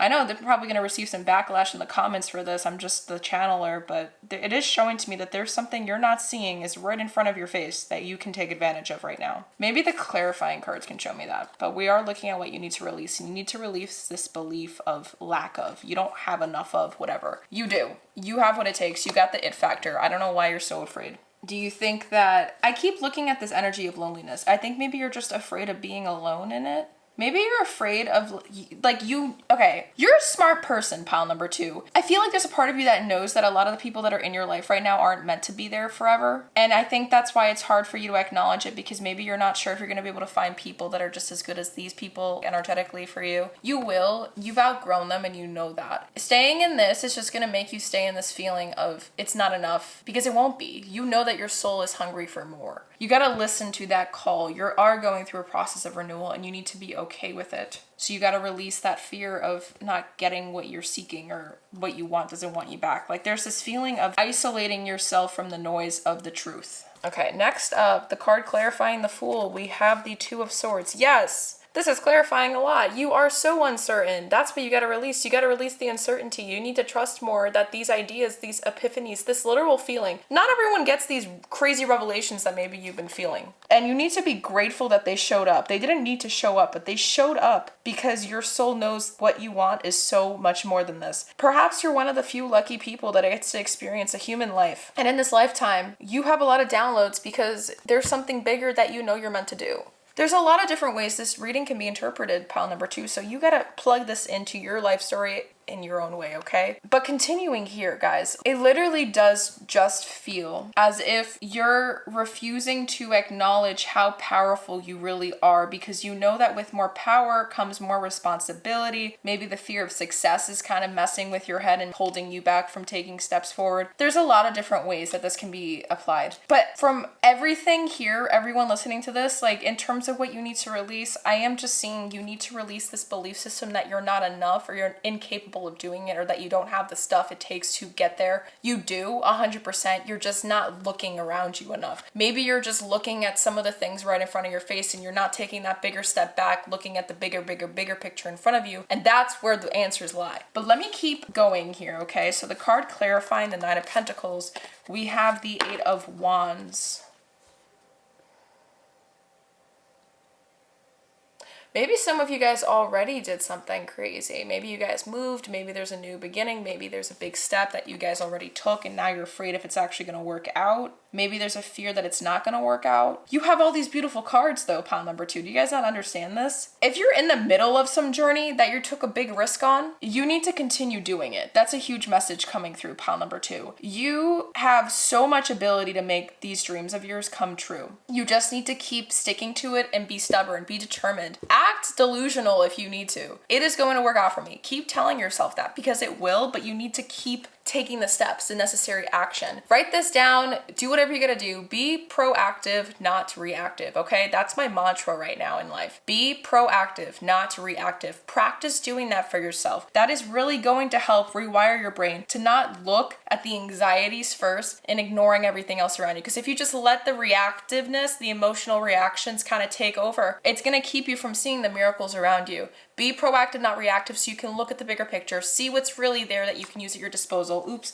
And that is really going to help you the most. Because you have a lot of things coming through. A lot of things are trying to speak to you. Messages all over the place. The gold with quartz is literally a crystal that is all about that. Downloads coming through to help the manifestation you want come to life. This is literally the crystal of that. Look it up if you guys do not believe me. It is absolutely beautiful. But you got the Magician card directly in the middle. Nine of Pentacles right next to it. Six of Swords is about a transition into better, calmer energy for your life. There's a transitional period coming on. It can only happen if you keep going though. Don't give up. Next up, Magician being clarified with the Six of Cups. Wow.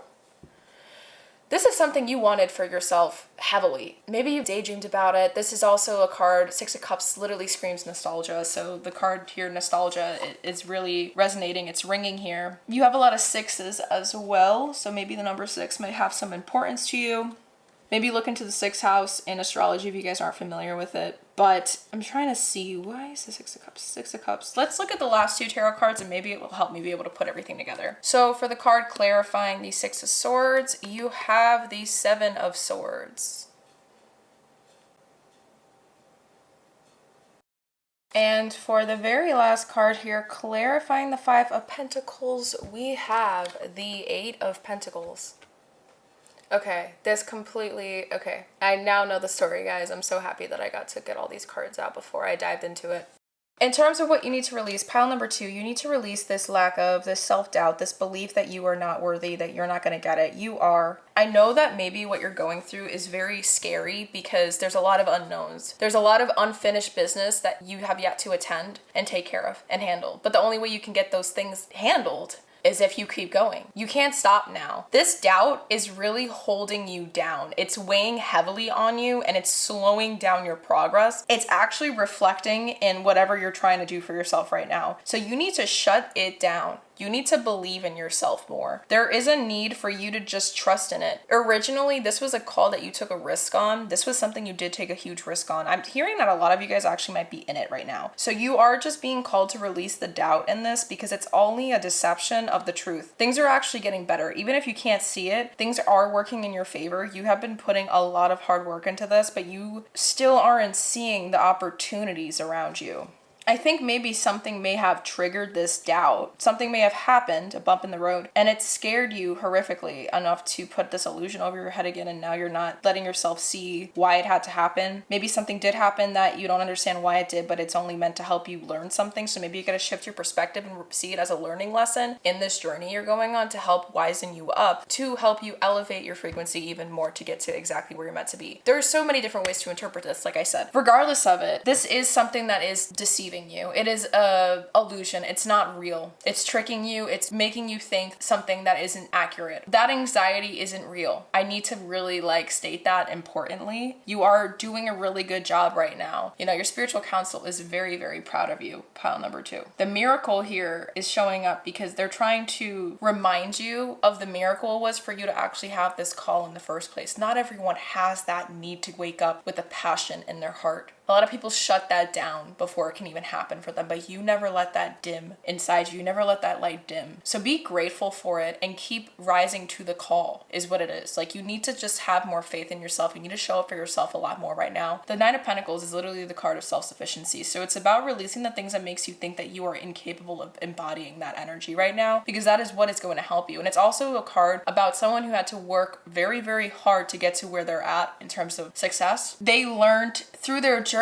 how to embody the highs and lows in a way where they can still enjoy it, find emotional fulfillment during the process. Because the journeying to get to the destination is where you learn the most, is where you gain the most wisdom. This bump, whatever it was that triggered the self-doubt in you, or whatever this lack of energy is right now, pile number 2, it was only there to help you grow. It's not meant to throw you off guard and say you're a failure and that this isn't meant for you. That's not true. I think it just scared you a little bit, threw you off guard, made you jump. You're doubting it. You're not sure whether you should continue. You should. This is a confirmation for that. I am very curious to see what the second portion of this reading has to show us. That is all I'm seeing, to be honest with you. It's just a journey that you need to keep going down on and releasing that fear. But let us see what the second portion of this reading has to show us in terms of how you can release it, because maybe it'll give us a lot more information with this, okay? So let me just clear this up and let us get into the second portion of your reading, pile number 2. So before we get the tarot cards out, let us start taking a look at the oracle decks here in terms of how you can release this.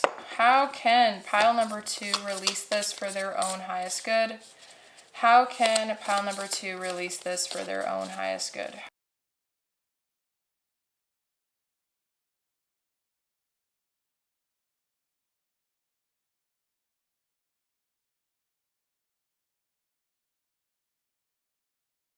You have guardian angel. Wow, this is beautiful. I think this is actually huge coming into your reading, because this is showing to me literally that you got the guardian angels, the back of the deck, that this is divinely led. The miracle card now has more emphasis to it because you are literally being divinely led down this path. There's a lot of beauty here. Have you actually ever been desperate enough to ask for signs yet? If you haven't, this is a huge call to you guys, pile number 2, to start asking more. Show me signs. Literally ask and you will receive it. You just need to look around you. I think you're too afraid to acknowledge the magic that is actually in your journey, and it's literally right in front of your eyes. You just have to open them up and see. Let us read what this says. Trust. All unfolds in perfect timing. You are one with divine will. Focus only on love, and all you truly desire will manifest at the most perfect moment. Be patient.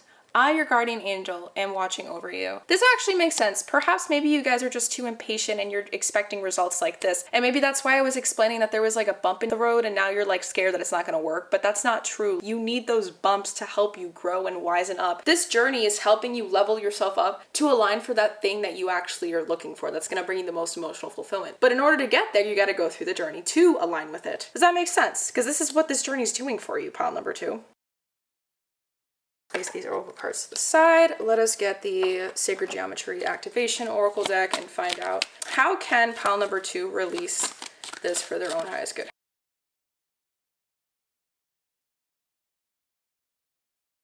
And for the back of the deck, we have compassion. The frequency of compassion supports our ability to stand by others without judgment and be the divine mediator between heaven and earth, spirit and matter, so that unconditional love can flow from source through our heart and into the world.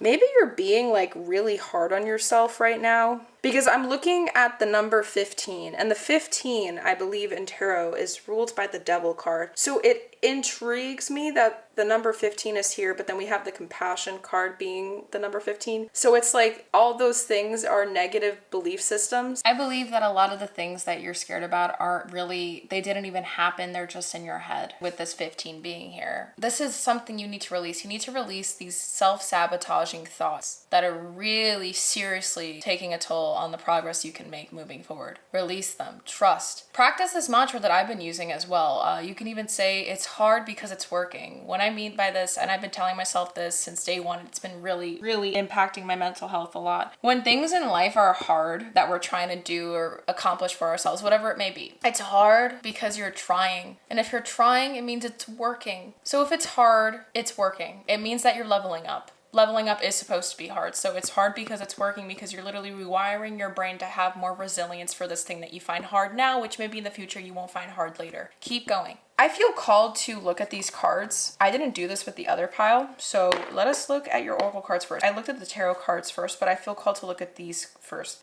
Actually, I don't even think I feel called to use the tarot cards for this part. In terms of how you can release it, let's move these here. By the way, guys, I really have no set system on how I do these readings. I allow source to kind of move through me organically and show me the way on how to do this. So I'm gonna just trust that they don't want me to use the tarot for this portion of your reading, okay? Love and wishes are being sent your way, but it feels like your reading is very straight to the point. Because it's so like straight up, you know what I mean? Like it just seems simple. Let us take a look. For one of the oracle cards you have is synergy. So what it says here, the frequency of synergy supports our allowance and acceptance of not so obvious, never seen before combinations and unions that result in new ways of functioning, working, thinking, relating, loving, and being. It reminds us to embrace the unfamiliar so that new yet exciting co-creations can give birth to a new reality. This is literally what this card is all about. Wow, pile number 2. Like I said, you don't even need the tarot cards in this portion. You just need to trust. And I want you guys to really like either write this down, pause it, take your time. It's kind of hard to understand what it's saying at first. I'm going to repeat it. The frequency of synergy supports our allowance and acceptance of not so obvious, never seen before combination and unions that result in new ways of functioning, working, thinking, relating, loving, and being. It reminds us to embrace the unfamiliar so that new yet exciting co-creations can give birth to a new reality. This is this weird process where you're in the middle of creating something for you. It's supposed to be scary. You're not going to really know which piece goes where for now. You just got to really trust. And I just realized this camera might be a little bit crooked, so I'm sorry if you guys have to deal with that. You guys just really need to trust that this process is meant for you. It's just very important that you guys have more compassion for yourselves to know like hiccups are going to come every once in a while. Like that's just part of anyone's success story. What you choose to do with it, how you choose to react to it moving forward. Like I said, remember, be proactive, not reactive. This is something that I think is really, really, really going to benefit you guys. And just practice trying to rewire yourself for success right now. If you guys don't know how to do that, if you guys don't know why your brain's doing this to you, I highly recommend you check out my series on mastering manifestation, because I have a lot of videos here that teach us about how self-sabotage actually gets developed, like what is going on in our brains. It teaches you about the fear factor, why it's so strong. I actually have a video that is on the chronic stress response. I highly recommend that you guys check out that series because I feel like it'll help you understand why it happens, and it'll make you want to take more charge, to want to take control over it again. Does that make sense? But I just felt called to recommend that to you guys. Okay, for another oracle card, you guys have invitation. Let's see what it says. We, your guardian angels, ask you to invite us into your heart. Talk to us at any time. Share with us your fears and concerns as well as your joys and pleasures. There is no need to be formal, for we have known you since before the dawn of time. In fact, we know you better than you know yourself, and we love you just as you are. Wow. This is absolutely insane. You have guardian angel and invitation. This is actually, I get goosebumps shooting up my left arm. This is 100% confirmation. Pile number 2, if you have not asked for signs yet, you are very being invited by your own guardian angels right now to ask for them. If you don't know if this is gonna work, Look around you and look at the signs. I feel like there has been a lot of signs that you're like ignoring. Your anxiety is refusing to let you acknowledge them as signs, as confirmation. So you're like, pushing into the side. Like maybe I just saw 11:11 just because it was there. Maybe you saw 11:10 and then 11:11 just turned and you're like, oh, well, it's not for me because I saw 11:10 originally. Like that's not true. I hope you guys understand what I'm trying to say here. The signs are all around you. You just gotta look at them. If you feel very alone right now in this journey you're going through, pile number 2, you are 100% not alone. There is a lot of beautiful energy here that's showing to me that you were given this as a miracle gift because you deserve it. You're following your heart, and that's all Source wants for us at the end of the day. In life experience, we're just here to experience life as a human to the fullest. The only way we can really do that is if we're aligned with our heart, if we're aligned with the right things, if you can embody more compassion and release these negative thought patterns that are really just messing with your head right now, making you doubt yourself more than ever. That is where the synergy can come. That is where the manifestation can take place. That is where the renewal can come into place. So it's about trusting in this, asking for more signs. If you need that reassurance, go do it. Go be my guest. You can even write a letter, fold it, put it somewhere safe, and then look at it months later and see what has happened since you spoke to Source or your guides or your counsel or whatever it is, your higher self. Whoever you want to speak to right now to give you some more confirmation. Maybe it's even your guardian angels themselves. Maybe you got to specifically talk to them as that keyword came out. There's a lot of different things, but at the end of the day, if you feel alone in this, you are 100% not. So I need you guys to like write that down on your freaking forehead or something. Remember, you are not alone. You're not gonna screw up. If you choose to let it screw up is a different story. We have free will. You took this journey, now finish it. Finish it, meet its end, honor it. You started it, now finish it. Next up, you have Judgment. Again, I'm going to say this as a confirmation. Pile number 1 also received this card. So if you were torn towards selecting pile number 1 or pile number 2, perhaps both readings have some information that you got to combine together to reach your ultimate information in terms of what you need to release for your highest good, okay? But with Judgment, it says, let go of your fear of being judged. You are good enough. Yes, that lack of, you are good enough. It is time to release all that you have kept safely locked away in your heart. Your true essence and potential have been restricted by structure and method for long enough. There is no right or wrong way, just be you.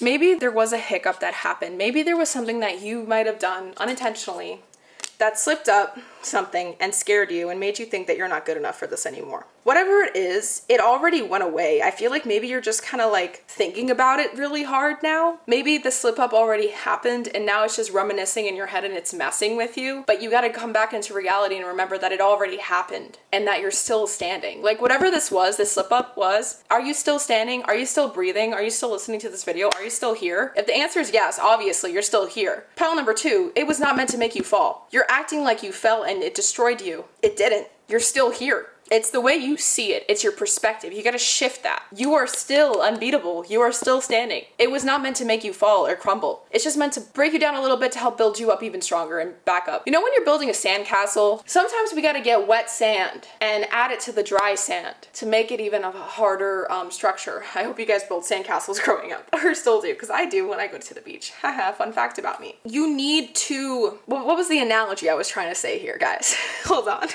I started thinking about sandcastles too hard. Oh, the idea of structure. Sometimes you gotta break down the structure a little bit to make it even stronger in the end. And when you're doing sandcastles, sometimes you add the dry sand, but sometimes you gotta get rid of some dry sand and add the wet sand to make it even stronger and then mix it all in. Like you're in a process of creating an entirely new reality for you, and this actually plays into the energy of the synergy card here. Because this is exactly what's going on. There's a fusion of a bunch of different energies coming together to make something beautiful. Just like the golds with quartz. Gold is a crystal, is a mineral that is associated with root chakra. Quartz is a crystal that is associated with the crown chakra. You're bringing your vision to life as we speak. Those are two different realities coming together to make something brand new. A brand new reality that maybe you've never experienced before. So yes, of course this is a journey that's going to be scary and exciting and all these crazy emotions, honestly. But they're meant to be there because of the beauty that this thing is going to unfold for you in time. But you got to just keep going. You can't give up. For the next card, we have Romantic Love. Ooh, spicy. Maybe this is about love. Is this about you trusting in this person that feels like a soulmate to you. This can also be about you taking the risk of following your heart's desires when it comes to this person, even if maybe they can't give you enough of security, maybe in finances. If your heart's saying, who cares, like go follow it. Maybe that's something you need to learn how to release. You need to release this thing of status and not care what anyone thinks to go follow your heart and be with this person. That's something that could be happening for you guys. Maybe that is for your own highest good because you know this thing brings you true emotional fulfillment, this person. But if it isn't a person, I feel like romantic love is coming here, just emphasizing that you are very passionate about this thing. It is very, very aligned with your own highest good. The only thing that can really keep you from accomplishing it, I feel like it's kind of fated for you in a way, is yourself. It's really you that can get in your way right now. Nothing else is standing in your way except yourself, pile number 2. But let us just read this in case there's any messages here for any of you.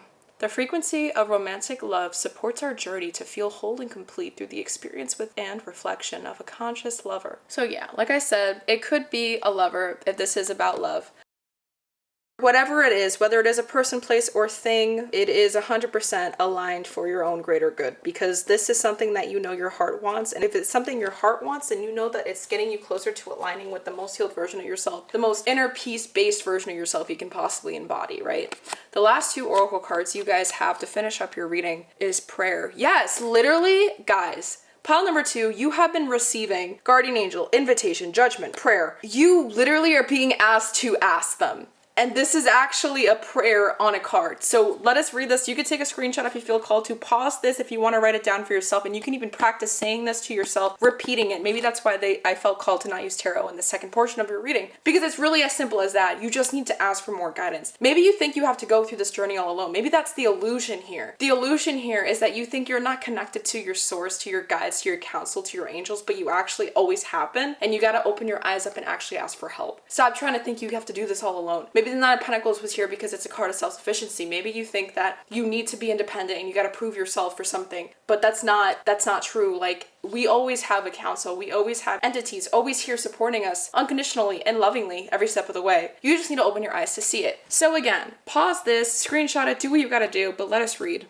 Dear guardian angel, help me to believe that all is possible through love. Help me manifest my dreams and live an inspiring and fulfilling life. Help me to feel God's presence in every moment. Help me feel eternally loved. Thank you for always being by my side. Pile number 2. You are so supported. You have everything aligned for you to do this. The only thing stopping you is you. This is the confirmation here. You are set. You are golden. Only thing that is holding you back right now is some old belief systems that are causing self-sabotage and keeping you from reaching where you want to be. You need to trust in this, and this will unfold in time. Remember, the things that are worth it in life take more time to reap the rewards of, okay? So you got to be patient. You got to breathe. You got to keep giving it what it deserves, what it needs to grow and bloom. Whatever this is. Pile number 2, trust that you know this is meant for you. You asked for this and you got it. Be grateful. The miracle card was there reminding you that this was a freaking miracle. Not everyone gets this in a lifetime opportunity to experience. It is rare and it's hard. Maybe in their next 10 lifetimes from now they will. But you are the chosen one that got to do this. Be grateful for that.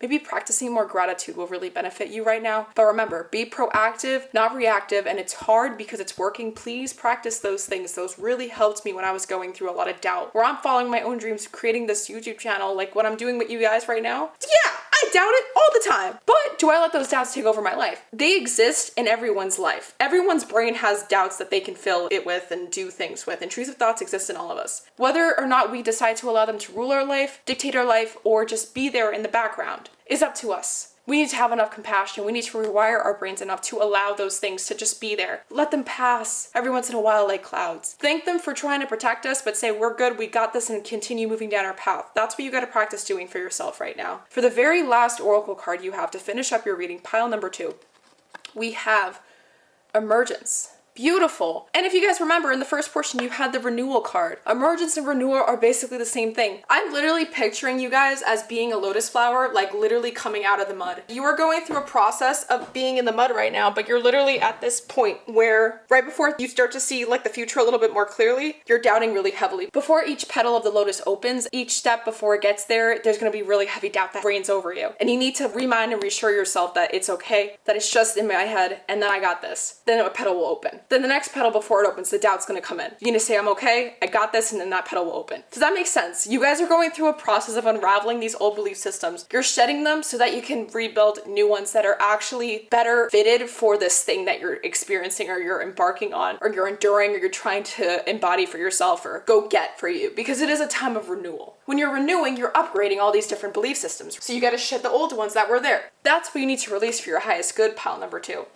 Emergence.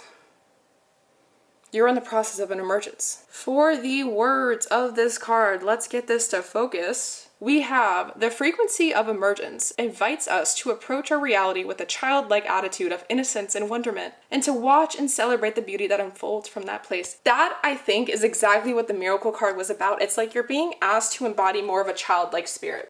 Don't let the worries mess with your head so much. Be a little bit more compassionate with yourself during this time. The Fool card that came up at the beginning portion of your reading. Pile number 2. This is all about you learning and acknowledging that this is where your heart has led you. Why not continue letting it guide you now? Why would you give that up? Why would you give up this feeling that you have been wanting in your life for such a long time? You have been manifesting it without realizing it. You've been dreaming about it. You've been wishing for it. It's here. Now you're afraid and doubting if it should even be yours. Why are you doing that to yourself? Does that make sense? It's like you were living in a reality for so long that you think that's all there is, but this is what you knew you always wanted. Your subconscious was manifesting it for you as we speak. You planted the seed already. The seed's here. It's bloomed. Now you're like, oh my God, what do I do? Is this really for me? Like, you're literally doubting everything that you wanted.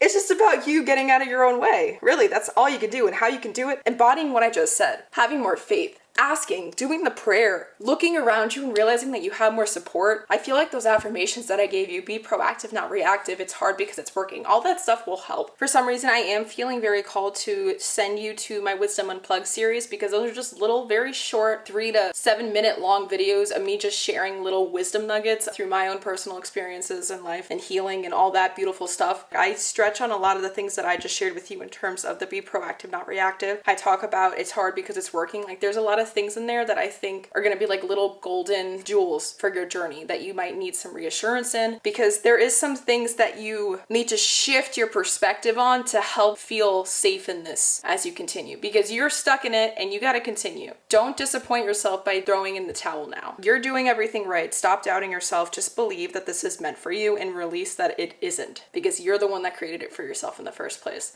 I really hope this reading resonated with you, pile number 2. Please give it a thumbs up if it did. What are your thoughts on this, honestly? Because you were the first pile where I did it in the second portion. I didn't use tarot cards because it just felt like such a straightforward thing, and it's crazy how everything is just kind of matching up. This reading is the first time I've done this topic on my channel, and so I definitely plan on doing it again, because it just feels like everyone's having a full circle effect in the portion and the readings and everything. It's so beautiful to see everything come together. As a facilitator for deep healing, I feel like it is my job to help you guys step into your power, become the best version of yourselves, and I'm so happy that you're finally gotten that call. You're following in your own dreams. Maintain the vision. Remember, those visions came there for a reason. Trust, trust, trust, trust. I know it's terrifying. It literally feels like you're walking with a blindfold on, but it's always worth it. If we always knew what to expect, what is the point of living a human experience? There's no point of experiencing life if we already knew everything to expect. So keep creating your destiny for yourself. You're almost there. You got that miracle card for a reason, okay? Sending you guys so much unconditional love. Have a beautiful rest of your day, and hopefully I'll see you in my next pick a card readings to come. Bye.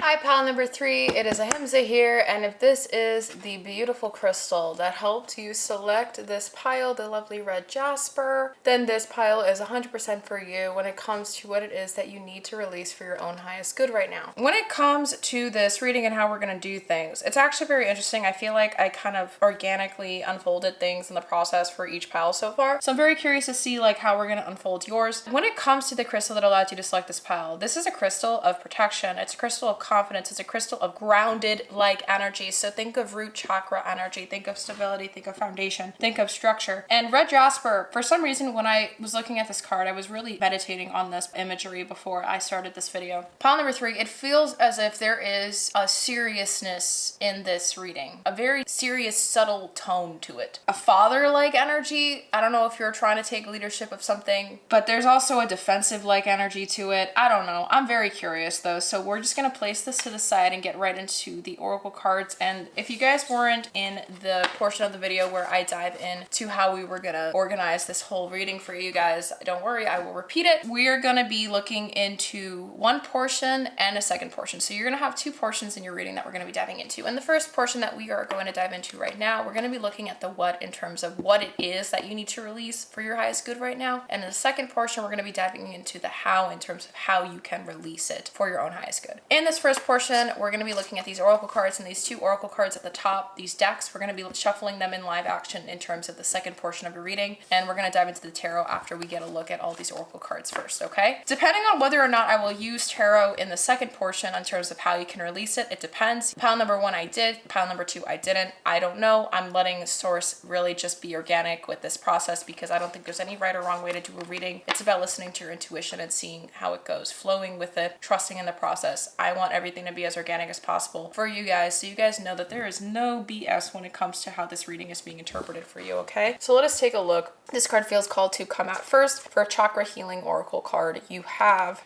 the throat chakra with impatience.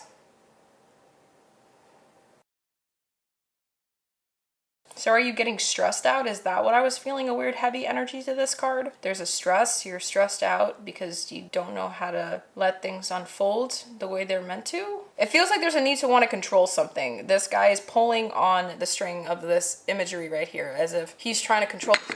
He's trying to control the situation. And the situation, this isn't something that he can control. He needs to just trust. That's the interesting part here because there's a spirit guide in the background of him. I hope you guys can see the picture from how far I have the camera. It literally feels as if you're being guided to trust and your guides want you to trust, and they're kind of annoyed because of how hard you're trying to force things to work out for this thing that needs to be released for your own highest good. Like, you can't force it. It needs to just come organically and naturally. Let us continue. For a yin yang oracle card, you have epiphany and breakthrough.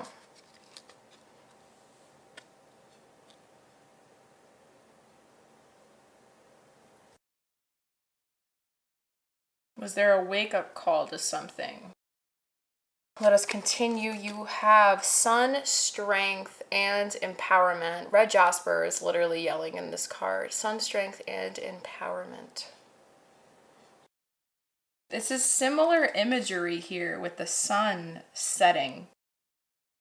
Is it the end of a new cycle? I just want to understand if you're still in the cycle or not. We're going to get more clarifying cards for this, but don't worry. Let us keep going. For the last... Oh my god, again, that sunset picture.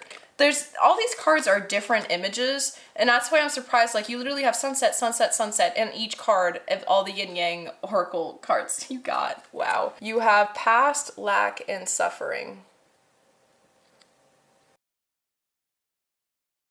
And for the last chakra healing card, you have throat chakra again with quest.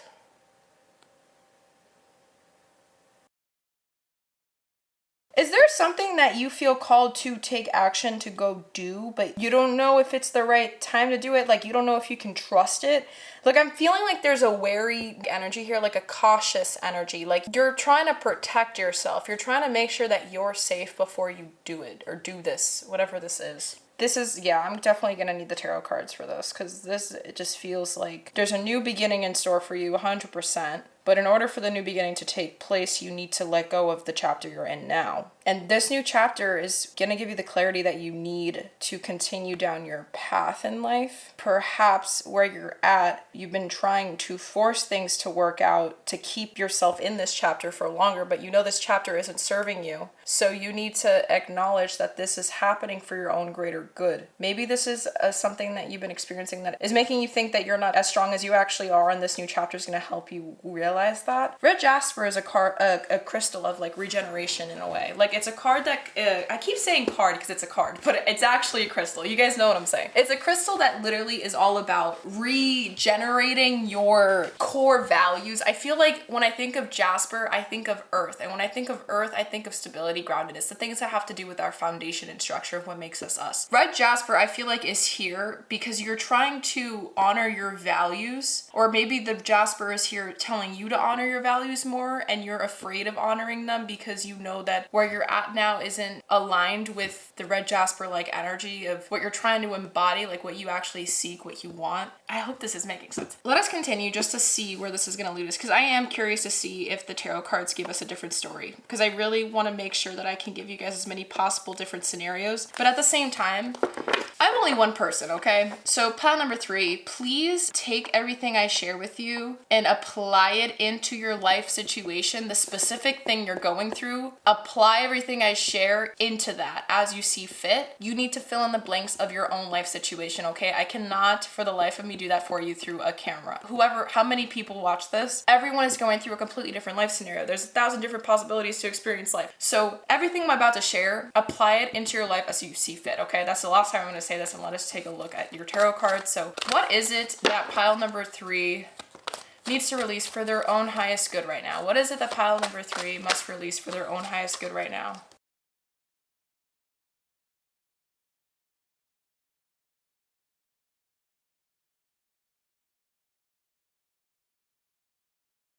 Beautiful.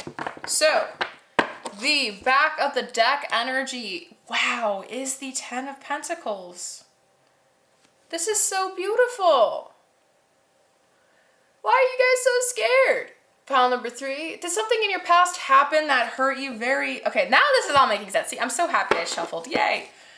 I'm going to move you back to the deck energy right here. Don't worry. And we're going to do the tarot cards, lay them out on this side. That's why I have the oracle cards on this side. Did something happen in your past that hurt you tremendously, and because of it now you feel like you need to control your life moving forward like as much as you can, but now you're a little bit of a control freak. Maybe you have a lot of fear of abandonment, fear of rejection. There's something that came up from... I'm hearing relationship. Relationship is screaming at me, okay? But again, if this isn't a love life situation, apply this into your own life situation as you see fit. But I feel like something happened in the past that made you have trust issues with whatever this new thing is now. You're terrified. You're not sure if it's going to work out. I am seeing that you need to release that fear. That fear is holding you back from having an opportunity to literally hold the sun in your own hands, to hold something so precious in your own hands. This is part of your quest. Whatever that was karmic. That was a life lesson you had to learn in this lifetime. I don't want you to take it so personal. The red jasper here, I think, is definitely just coming through, trying to say that you're very protective of your energy right now, which is understandable. You know, this is also a crystal ruled by life force energy. So maybe you're trying to protect that. You're terrified of it getting hurt again like it did in the past. The past is in the past for a reason. There's a breakthrough epiphany. I feel like that's trying to emphasize, like, maybe this feels like a tower-like moment in your life where something really just came at you without you expecting it, out of the blue, and you don't know how to, your brain doesn't know how to perceive it. Maybe you don't have enough information in front of you to really make a determination on whether or not this is good or bad for you. You're a little bit torn.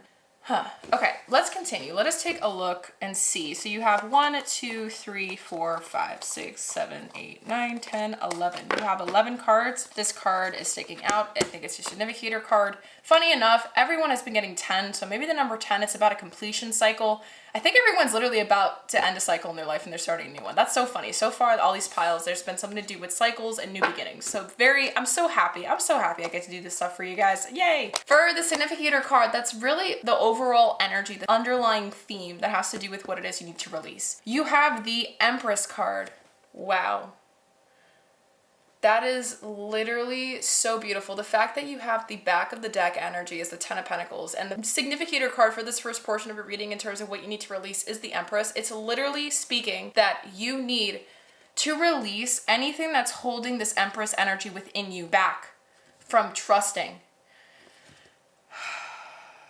Oh, okay, this is such a specific message. I'm going with that love example again that I was using before. If this is a new person that you just met and things are all like green flags and you're just afraid of it because it's new, maybe you just left something that you were in for years and years, and that's all you thought you knew. This is more aligned with your energy. I don't have enough information to show to me if this is something that's going to make you very happy at pile number 3. As a channel about all deep healing, I don't really do a lot of love life readings in general, just because I focus more on helping you self-growth and focus on your personal growth. But maybe this is a connection that's meant to help you grow as a person. Maybe that's why this is coming up so much, this love life example. Whatever it is, this being the significator card, the theme in terms of what you need to release, the beauty that can really unravel in this won't come if you try to control it so much like you did in your past, or whatever the past did to you, it made you a little bit rigid in how you want things to unfold. Like you don't like things unfolding naturally. You like to know what's going to happen before it happens because you're so scared of something coming and ruining your life. There's a lot of over exaggeration in how you think things. Pile number 3. That's not supposed to sound like an insult. Sorry if I sound a little bit blunt. It's more like your brain either thinks of the most extreme positive thing or the most extreme negative thing. It's hard for you to be in the middle. And you're worrying heavily because you're looking at the very extreme negative thing right now about what this can do for you. And maybe it's because it really just threw you off guard, like you were not expecting this. Again, remember, this doesn't need to be about love. Let us take a look at the cards we have. We have 10 cards, so we're going to lay the first 5 cards out as the first row, and then the clarifying cards are the other 5. For the first card you have in terms of what you need to release for your own highest good right now, we have the Ace of Cups. Okay, this is literally, it could be about love. It could be about just trusting, and maybe you don't trust your own emotions. Maybe your emotions strayed you, or it's like you're blaming yourself for getting stuck in like some unhealthy connection in the past or something. Like you are blaming yourself for being naive in the past, but you're comparing apples to oranges if you think about it, because who you are now is completely different compared to the version of you that chose to do whatever you did in the past that maybe have led to some pain. Does that make sense? You can't be comparing yourself to your past you. You got to remember, who is this you now? And what do they have to offer? Because you're very afraid to look inside you. Maybe you have trouble looking at the beauty you have, the strengths you hold, because you keep being so hard on yourself and what happened in the past. I don't know. There's just a lot of, you're really like hard on yourself. Like you bash yourself, pile number 3, or you're bashing something that happened. You're just very upset. Maybe that's why I told you there was like a weird heavy energy here when I was looking at the significator card. I was meditating on it prior to starting this video for you guys, your reading. It's as if you are just grumpy. You're like a grumpy old man who doesn't want kids on their lawn. You know what I mean? It just feels as if you're very pessimistic. And it was whatever this was that made you feel this way. Or maybe you're stuck in some victim mindset because of things that happened to you in the past that made you feel fearful of a lot of things. So you just think that life is happening to you, not for you. There's a lot of things this can be. Let's continue. Next up, you have the 4 of Wands.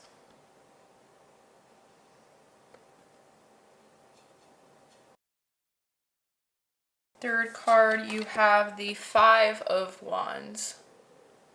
Inner conflict all over the place, pile number 3.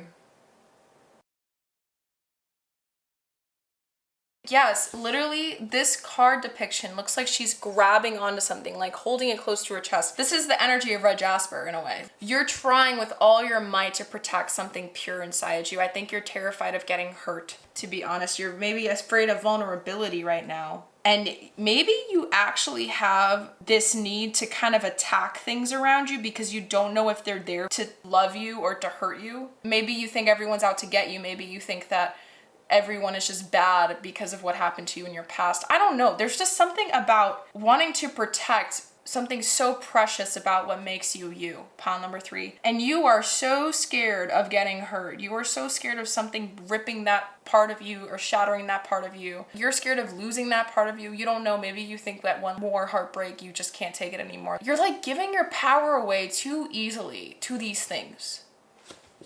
That is very interesting. I'm gonna sit on it. Let's continue. Let's get the last 2 cards here for this first row. You have the Prince of Wands, also known as the Page of Wands.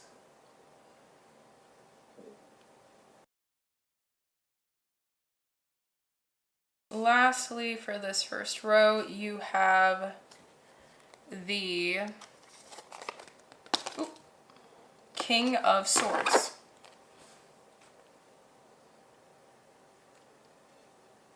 Yeah, like cutthroat energy.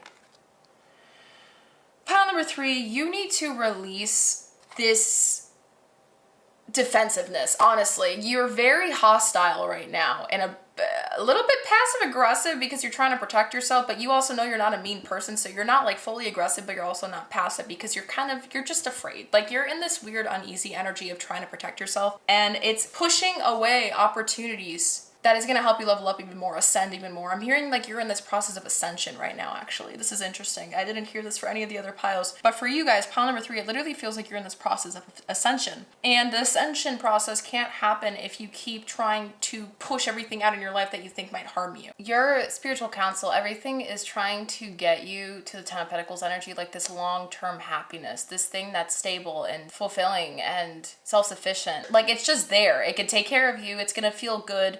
It's going to provide you the security and safety and the things that you want.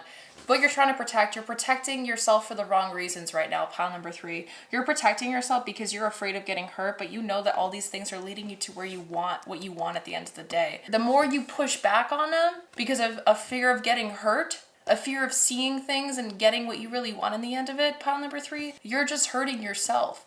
You need to release this need to protect yourself. You need to understand that the things that are really worth it the most in life are the things where we can truly be vulnerable. So yes, it hurts. Like those stings, those lessons, those moments of overcoming pain, they suck, okay? I'm not trying to disregard that for you or invalidate how you're feeling right now, okay? That is the farthest thing from the truth of what I'm trying to insinuate, okay? Pile number 3. What I am trying to say is that the more you shut yourself down, the less your emotions can come up, the farther away you're becoming from what it is you actually want, which is a happy family life, or it's something, I don't know why the love thing keeps coming in. You want to feel like you have a happily ever after in life. That can literally apply to career, it could apply to love, it could apply to your own self-growth journey with towards yourself, maybe the love you have towards yourself, friendships, whatever this is. You just want to feel like it was worth it, like all this is worth it. And it will be, but it won't be worth it if you stop now and you close yourself off to seeing the rest of what life has to offer you. Epiphany, breakthrough. It's because there's something, I think, in the background. You can't see it. There's stuff that are going to be coming to fruition soon, but you won't be able to see these things come to you if you keep closing yourself off to allowing these things to come in. Let us take a look at the clarifying cards. Let us see what card is clarifying the Ace of Cups here. We have the Knight of Wands. Yes, literally, I was picturing the Knight of Wands in this reading for the longest minute. I believe that this card is coming out because it's literally about taking charge. Just keep doing what you're doing. You're learning a lot. I know that you've gotten hurt a lot, but you need to shift the perspective. If you keep wearing your pain on your sleeves like a girl or Boy Scout does when they wear their badges proudly, if you're wearing your scars on you proudly, the metaphorical emotional scars, that is what you're going to define yourself as over time. Take that off. Take off that satchel with all those things that once shaped you, and recognize that underneath that is still a person filled with hope, still a person filled with passion. You have a massive, massive, big, warm heart, pile number 3, and I think you're just scared of it getting taken advantage of and hurt and used. Maybe it has been a lot in the past. All those things that were helping you grow. If you feel like you've been stuck in some weird pattern with why does this keep happening to me, and you feel like it's the same thing, I highly recommend that something you should do is, honestly, I already feel like I'm going to be telling you the how, but that's the second portion of the reading, but I don't care. Let's keep going with this. This is organic. I'm allowing source to come through as it should be. Maybe there's no structure to your reading, to be honest, because I don't feel like we need to do a second portion. I might just leave all these cards out and just add the oracle cards at the end, and that might be your reading, because it really just feels like this all needs to come together. In terms of what you need to release, I am hearing that what you need to do, pile number 3, is to just take a step back. You're very protective of yourself for the wrong reasons. How can you shift it and protect yourself by taking initiative and asking yourself, what are the things that feel like they keep happening to me? If you feel like you keep attracting bad people into your life, make a list, write it down, go back in time, literally in your head, and reflect on it hard. Ask yourself, what did these people bring to the table? What were the similarities in all these people? And why did I keep allowing it? What was the same belief system that I had in all those different connections I was in?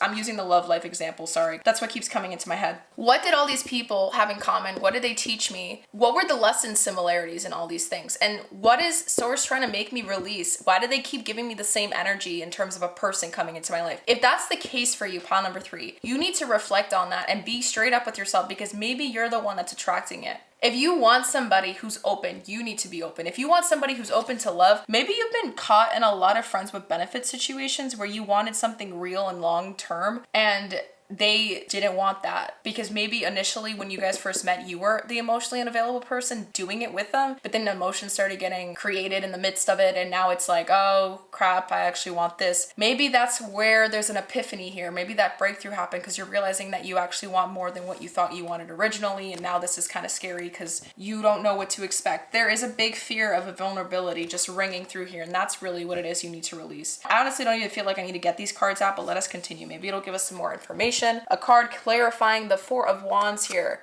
Ooh, we have the Four of Cups. Yeah, literally, this is clarifying it. You had one foundation set for yourself and it had to crumble to build something new, to switch it. Now you're realizing that what you thought you wanted isn't what you want anymore. And it's hard for you to acknowledge it to yourself because you're so afraid of getting hurt. Let us continue. The card clarifying the Five of Wands. We have the Hanged Man. Yes, shift in perspective. I literally was like, when is the Hangman gonna show up? This is so funny. I love how it shows up directly in the middle. Directly underneath the Five of Wands. Yes, you need to shift your perspective. This inner conflict, it's literally you doing that onto yourself. You need to get out of it, snap out of it, say, yo, how you feel is how you feel. You can't change that. It can even be that you just need to learn how to trust in this process. Perhaps there was something in your life that literally created this breakthrough to occur, like it triggered it for you. And maybe that's where the fear of vulnerability is coming in, because it's like, because it was this one thing that did it, I need to stay with this one thing. You don't want to believe that there's other possibility in the picture of your life, that maybe that person was just there to help trigger it, but they're not meant to be there forever. This is actually ringing a bell for me with pile number one. I was telling them, I don't know if it was pile number one or pile number two, I'm gonna be honest with you guys. I was sharing how friends or people in our life, they're either here for a season, a reason, or a lifetime. So maybe like reflect on these things and ask yourself, what is this person here for? Because maybe you just have a lot of love for them and gratitude because they helped awaken this vulnerable side to you, but maybe they're not meant for it in your life forever. I don't know. There's a lot of different ways to interpret this, but this is you avoiding the call because you're so afraid of getting hurt. That's 100% true, and this can be applied to a lot of different situations. Let us see what card is going to clarify this Prince of Wands for us. We have the Knight of Pentacles. Yeah.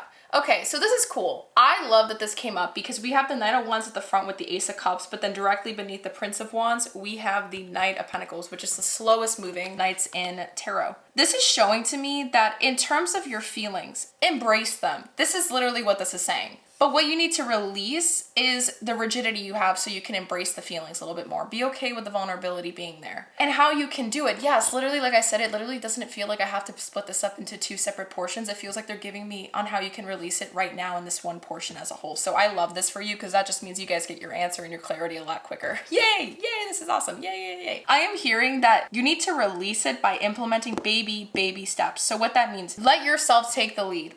I think the empowerment keyword is coming through huge here because it's telling me that you actually need to be the one who takes the lead or takes the role of how slow you're gonna let things move. Maybe you are already talking to new people and you're afraid of getting hurt, but you wanna feel like you can run the show. You wanna be able to allow the vulnerability to reveal itself as slow as you choose to allow it to unravel. The only thing here, I'm gonna call you out, guys. I feel like maybe some of you guys have already done this, pile number 3, listening to this, but you're being called out though in terms of like, yes, if you wanna be the one who calls the shots, that is absolutely okay, but you got to make sure that you're actually doing the right necessary steps to get to the next level, because that person isn't going to wait in one step for like years. You know what I mean? You might be kind of just staying in the past and you're still stuck on this fear thing and you're kind of blaming things around you for them being impatient with you, when in reality there can only be so long someone can wait. And that's maybe also why there's a fear of letting go of this person, because maybe this person isn't for you if they aren't willing to wait. There's a fear.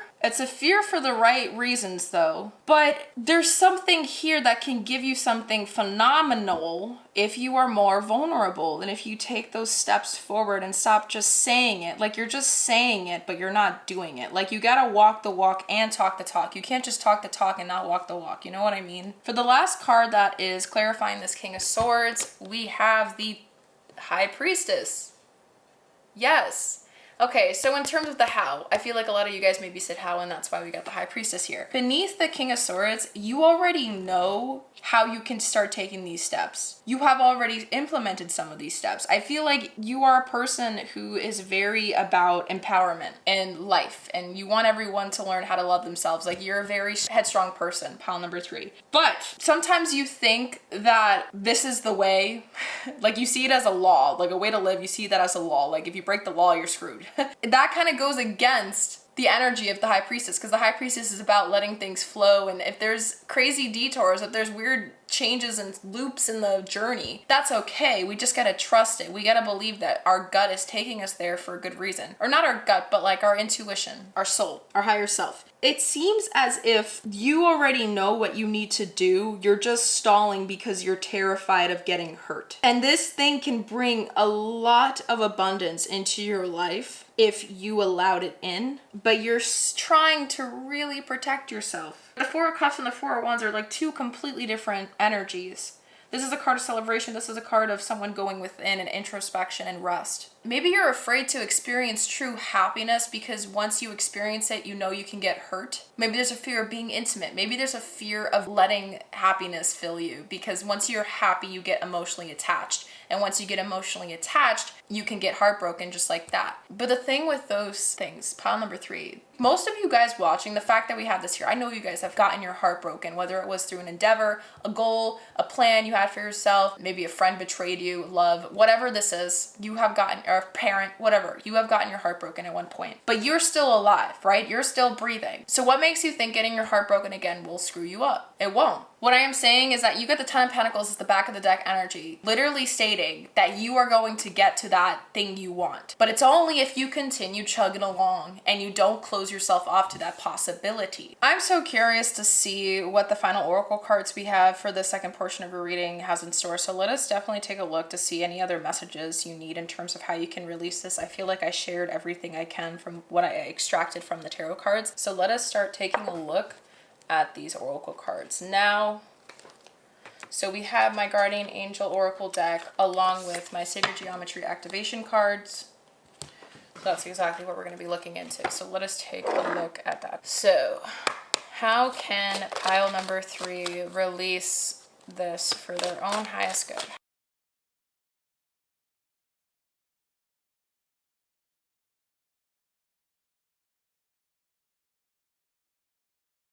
On all the other decks, it's so interesting. You're the first pile where I didn't get rid of the tarot, so maybe there's some more messages we gotta put together. For the back of the deck, though, we have integration. Beautiful, yes.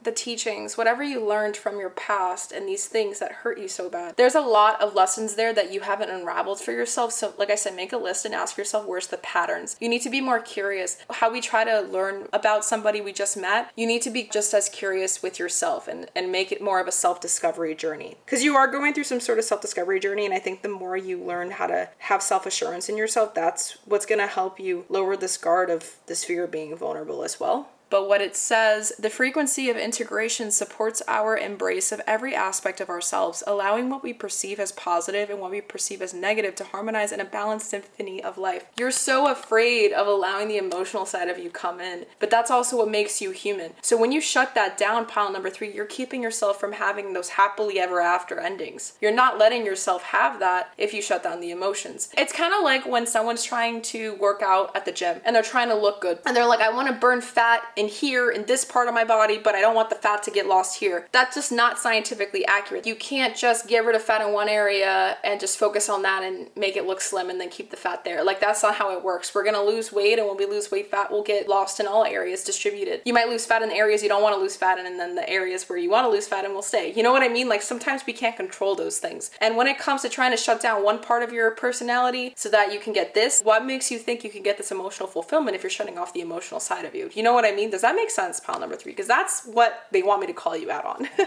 All right, so I'm just going to place this back of the deck energy here. Let's keep the cards there. Let's do the last shuffling up for these oracle cards.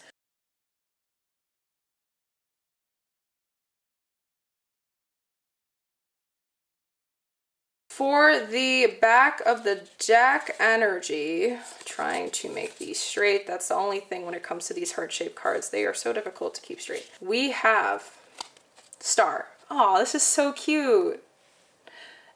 Okay. Believe in yourself. You are a wonder of creation. Wash away all fear and discover you are a shining star. Allow all around you to just be. Let go of trying. Yes, literally, like I said, let go of trying to control life for the light of your soul. Yes, let go of trying to control life for the light of your soul. I kept saying there's this need to control.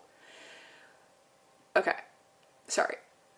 Okay, I'm going to repeat that because I realized that that's not the end of there's no period there. Okay. Let go of trying to control life, for the light of your soul will guide you always towards love. Remember, stars are born through explosions of love. Love illuminates all things. Never forget you truly are a shining star. Pile number 3. This is too accurate. It is insane. There's a new part of you being rebirthed, and I think that's where the breakthrough and epiphany came through, because now you're realizing that love is a pretty phenomenal experience. Maybe you never been in love. Maybe this is terrifying. Maybe you never thought your heart can skip beats as much as it is now with whatever this is, the situation is for you. Whatever it is though, you're passionate about it. Why are you so afraid? If anything, wouldn't you rather regret not giving it a shot than just letting that feeling eat at you like crazy right now? Let's take a look at your guardian angel cards, okay? We have positive change. Dare to be different. When you are criticized, remember that you will never please everyone.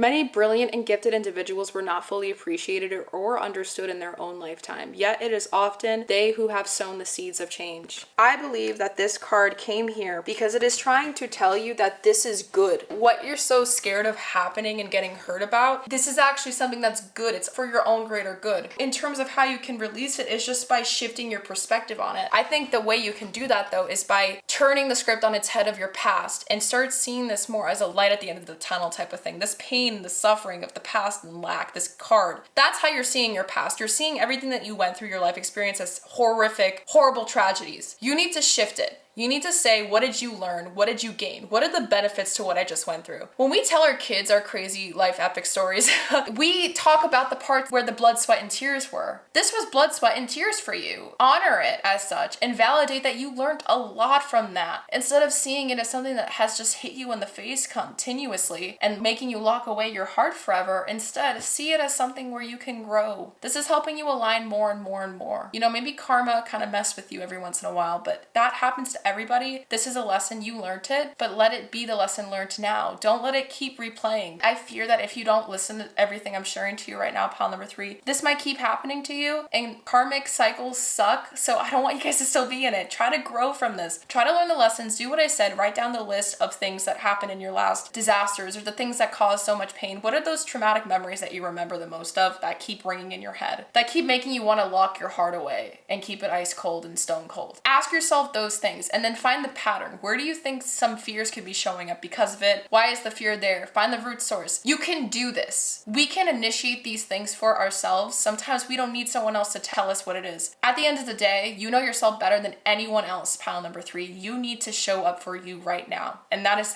exactly how you can release this. Let us take a look at the last 2 guardian angel cards. You have courage. Exactly. You need to have the courage to do this. Dare to be different. To make mistakes. Dare to make mistakes. Yes, you're too hard on yourself. Create, for it is in creation that you exist. In this world of dreams that stem from the eternal heart, you are one with all creation.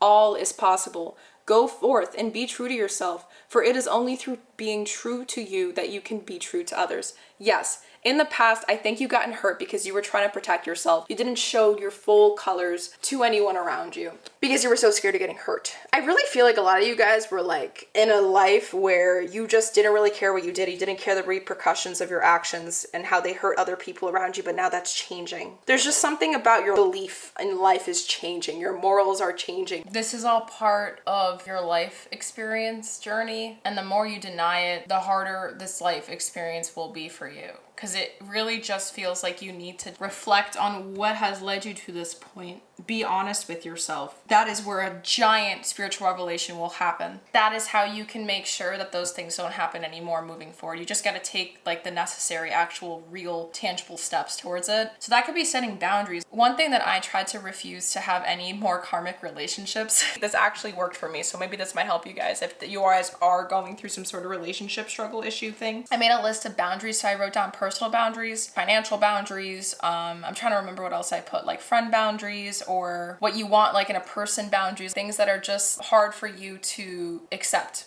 And I looked at all these different categories. I bet if you looked up how to make boundaries for yourself, there will be so many different ways to do this online. So just check it out, guys. I do recommend that you guys check out how to set boundaries. I feel like you guys gotta set proper steps to make this healing a tangible thing, because this has a lot to do with healing. You're very stuck in trying to protect yourself, and you need to be open to the possibility of love and feeling those emotions. They're there for a reason. And I think the Empress energy is just kind of signifying that energy of abundance, because it's strong, it's potent, and you're avoiding it, but you need to have the courage to go out and do it. But in order to do that, you might have to rewrite your own inner story first so that you can really reap what it is you're seeking. Final guardian angel card, we have prayer.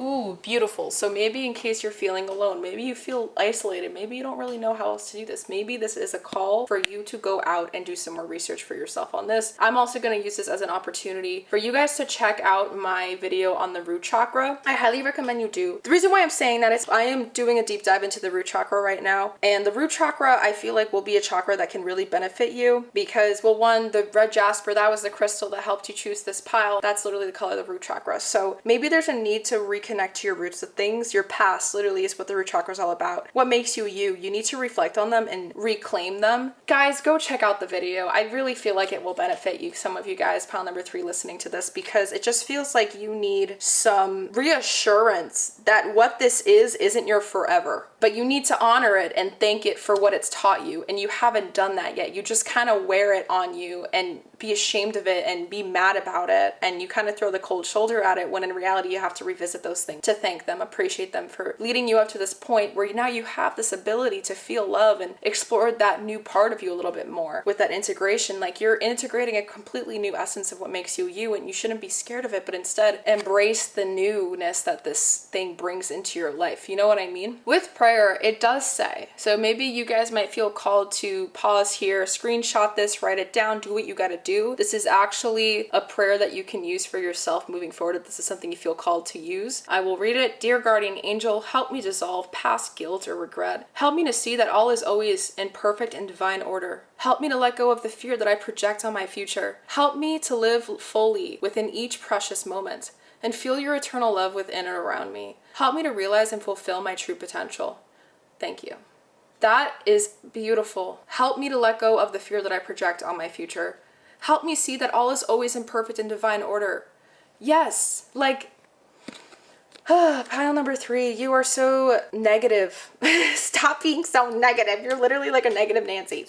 Stop. Negative thinking has not done anything for the inventors of history. They had to be innovative, and to be innovative, you gotta be positive that it could work. You need to believe in yourself a lot more, guys. Come on.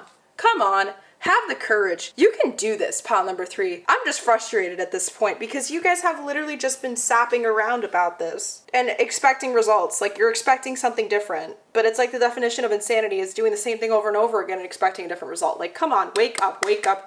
For the last 3 cards, and this is all coming from a place of love. For the last 3 cards, we have fertility. Yes. Empress. Oh my God, I'm crazy. Empress is a card of fertility, a birth. I literally forgot that. She is the card of abundance. And you got fertility. This is a new beginning for you. This is so beautiful. With Sun, it's a new beginning. You're holding a new beginning in your hands right now. You had a breakthrough. You got out of this darkness where you thought that this is all life is. You have to mute your emotions. Like, stop. You're learning that there's a new way to live life, and it's very beautiful, but it's also scary at the same time. Look at the positives. Hanged Man is about shifting your perspective.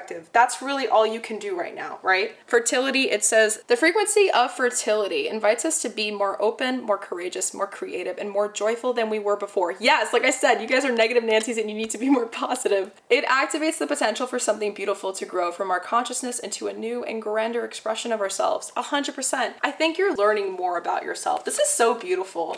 Honestly, I'm happy for you guys. I know it sucks. Like, I feel like a lot of you guys are moping around, not happy with where you're at. Maybe some of you guys even got out of the reading because you got so mad and fed up at how I'm acting. But I'm a positive person, okay? I'm cheerful. That's just how I am. That's my personality. Pile number 3, I want to give you some of that. I feel that you need to remember that we all have free will at the end of the day. It's not like whatever you believe in is trying to make your life a living hell. We create our living HE double hockey stick lives onto us. If we have a perspective, if we have a view of living life and it's negative, what makes us think we're going to get something positive out of that negative thinking? You need to align more with what you want. Your emotions have given you a whole new world. Like, I'm literally picturing Aladdin singing that a whole new world thing, and it's here. You're holding it into your hands right now as we speak. You need to have the strength. I think I just realized why I put that there. You need to have the strength and the courage to acknowledge it and say, okay, I'm ready to level up now. I'm ready to actually get what I've always wanted. This is something I think you wanted since you were a little kid. You always pictured that happy energy there, and maybe you're in the adult life and you're like, oh, well, it doesn't exist. That stuff only exists in fairy tales, but it's not true. Pile number 3, you can make it exist for yourself, but you need to be open to that possibility. Last 2 cards you have to finish up your reading. Yes, oh my God. Pile number 3, abundance is literally screaming. You have prosperity. It is screaming in your reading. The frequency of prosperity supports our feeling of well-being by allowing the inclusion of everything that makes our body, mind, heart, and spirit sing. It invites us to express ourselves in joy and celebration of the abundance and riches that the universe provides. Yes. Wow. I'm not making this up, guys. Like, this is insane. Fertility, integration, prosperity, positive change, star, quest, breakthrough, epiphany. This is good news. Pile number 3, shift your perspective and see it as such. Last card to finish up your reading, my beautiful souls. You have allowance. Oh my God, I just said allow it in. Just embrace it, accept it. Wow, wow, wow. I'm like literally shook. I have goosebumps shooting up both my arms right now. Jeez. Okay. Taking a moment, I'm just like a little bit in shock. That is crazy. You guys needed a little hype me up, didn't y'all? For the allowance card, this is so beautiful. And the ninth house is about like self-discovery, wisdom, Sagittarius-like energy. It's about embarking on a new journey. This is so beautiful. The frequency of allowance invites us to be open to whatever comes our way. Without judgment, without opinion, without fear, and without resistance. This is all the things that you're feeling right now. Red Jasper is screaming that energy of resisting. You're with fear, you're with judgment, you're with opinions. You're literally creating all these things in your head and you're assuming something to be that bad because of what you've experienced in your past. You're not even giving it an opportunity to show you what it has in store. You know what I mean? When we allow, the universe becomes our partner in the wondrous dance of existence and expansion, prosperity.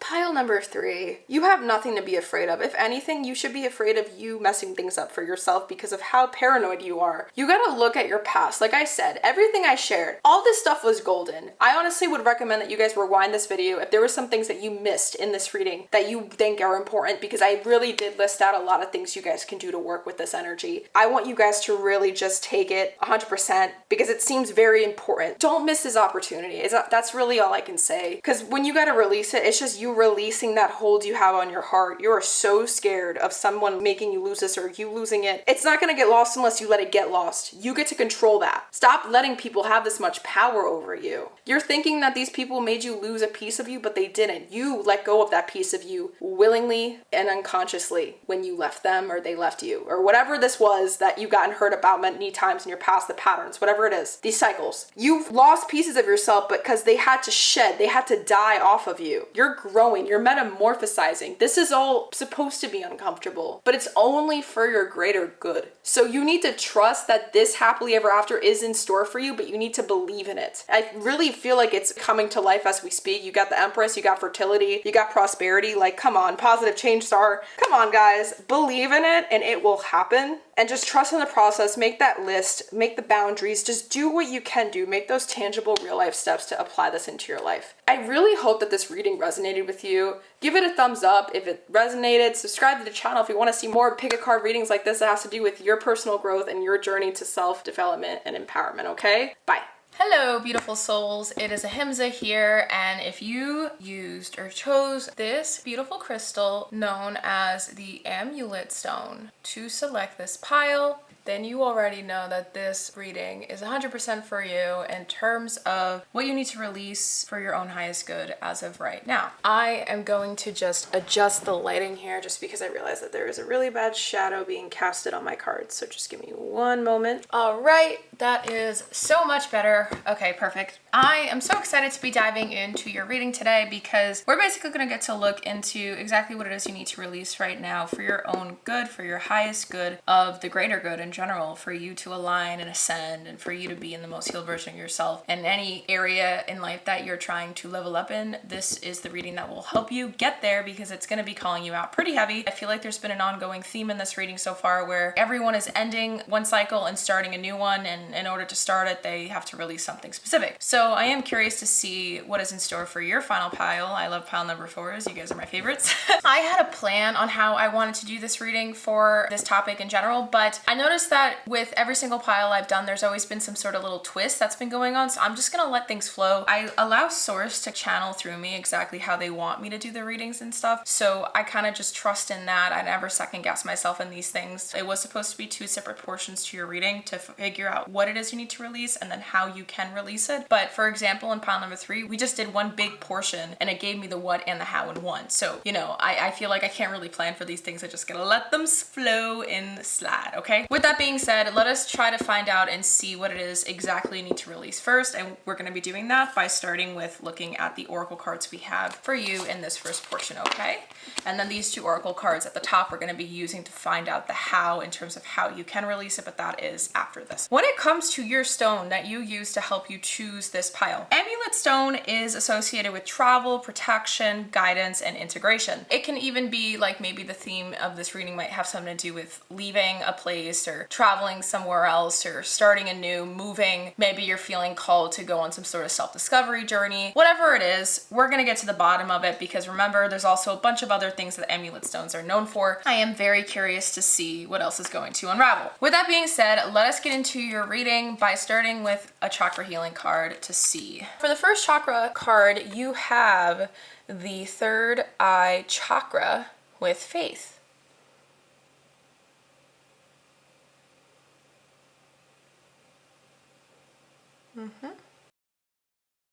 Oh, actually, I just realized something. If you take a look, there is the Earth globe right there. So maybe some of you guys are considering traveling. Next up, for a yin yang oracle card, we have limitations and fears. Self-imposed limitations because of the fears. Next up, we have, for another yin yang oracle, we have disharmony, triggers, and conflict. I'm gonna try to make this focus. There we go. Disharmony, triggers, and conflict. These 2 people. For your second to last oracle card, we have another 3rd eye chakra with forgiveness. Okay, so maybe there is something going on with you and another person.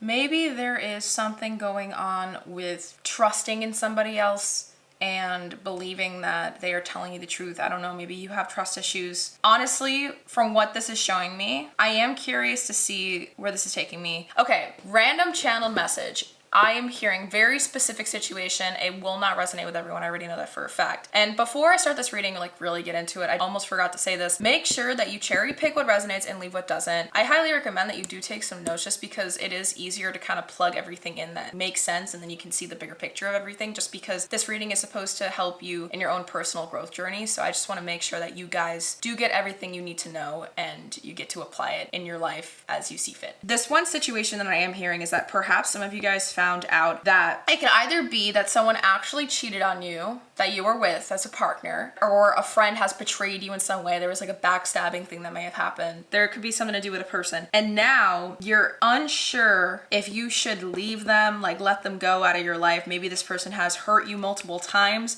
and you've given them multiple chances to prove to you that they are worthy of you, and now you're starting to learn your worth. There could be a bunch of different ways of how I'm seeing this, but regardless of it, you're debating on choosing whether or not you should make up with them or let them go. That's the first thing coming through. Let us take a look at the final oracle card, and then we'll take a look at the tarot and just kind of put everything together, because I feel like the tarot is really going to be able to help us plug all this information in. Last but not least, you have, oh wow, fulfillment and wish.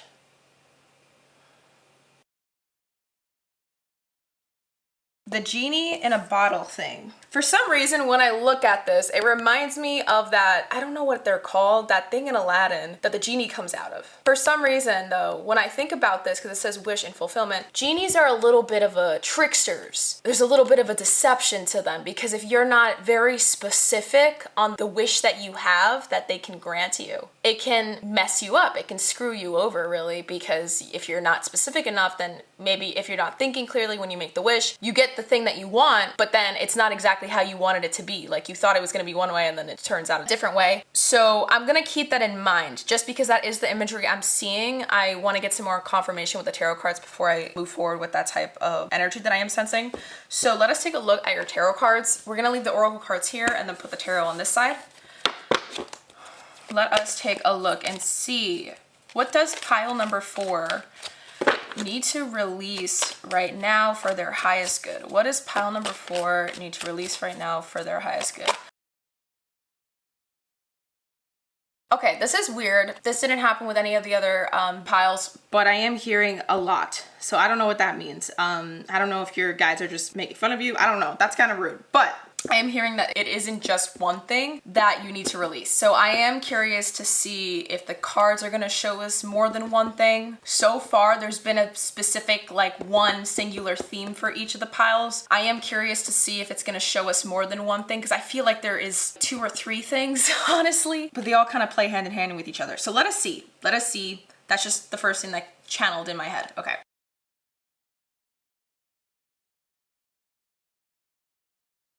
Okay, so we have all your tarot cards here. And for the back of the deck energy for this first portion of your reading, in terms of the what it is you need to release for your highest good, we do have the Lovers. Okay.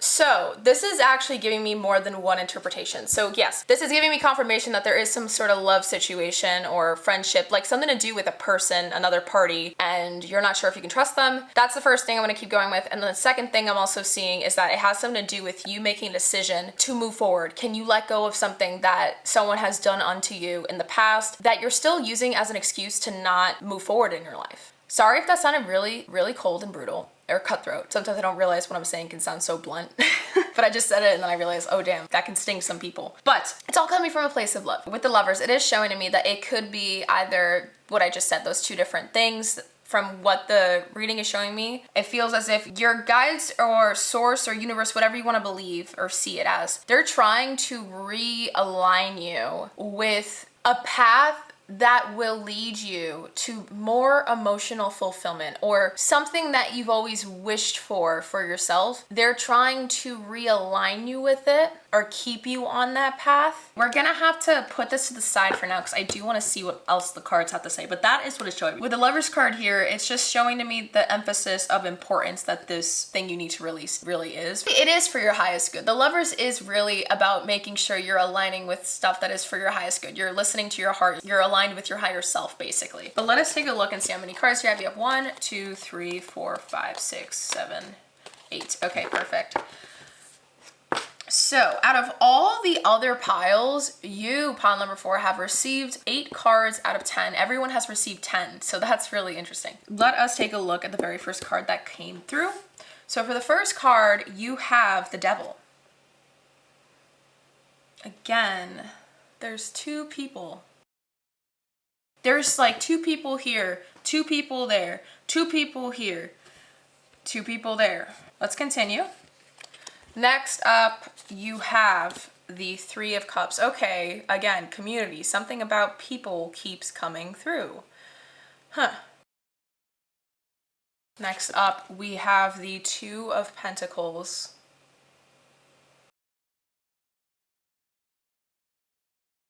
Lastly, and then we'll get into your clarifying cards after we take a look here a little bit, we have the, oh my god, guys.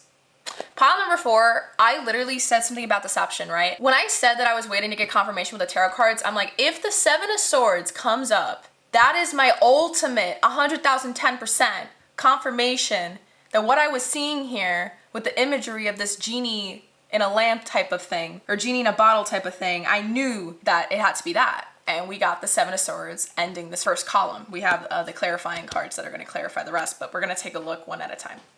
The Seven of Swords, guys. You guys got the Seven of Swords. That is insane. That is so trippy.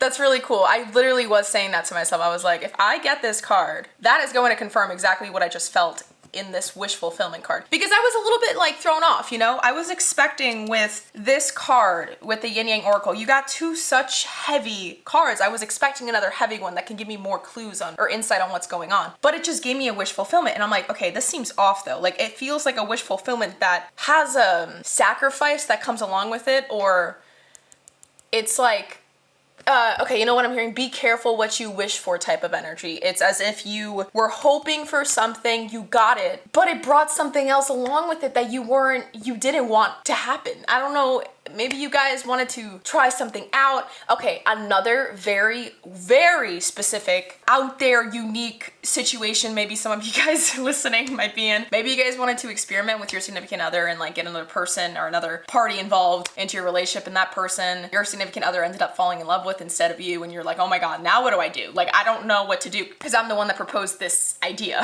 That was random, but that's just something that came through. Okay, I gotta share everything that's coming through, guys. Okay, come on. When it comes to looking at the very first column here, pile number 4, we have the Devil, 3 of Cups, 2 of Pentacles, and the 7 of Swords, and then this Lover's card as the back of the deck. I'm looking at this card. I'm gonna pull it out because it's literally staring at me to pull it out. It's literally sticking out. I don't think you guys can see it, but just trust me because I feel like this is a significator card for some reason. Okay.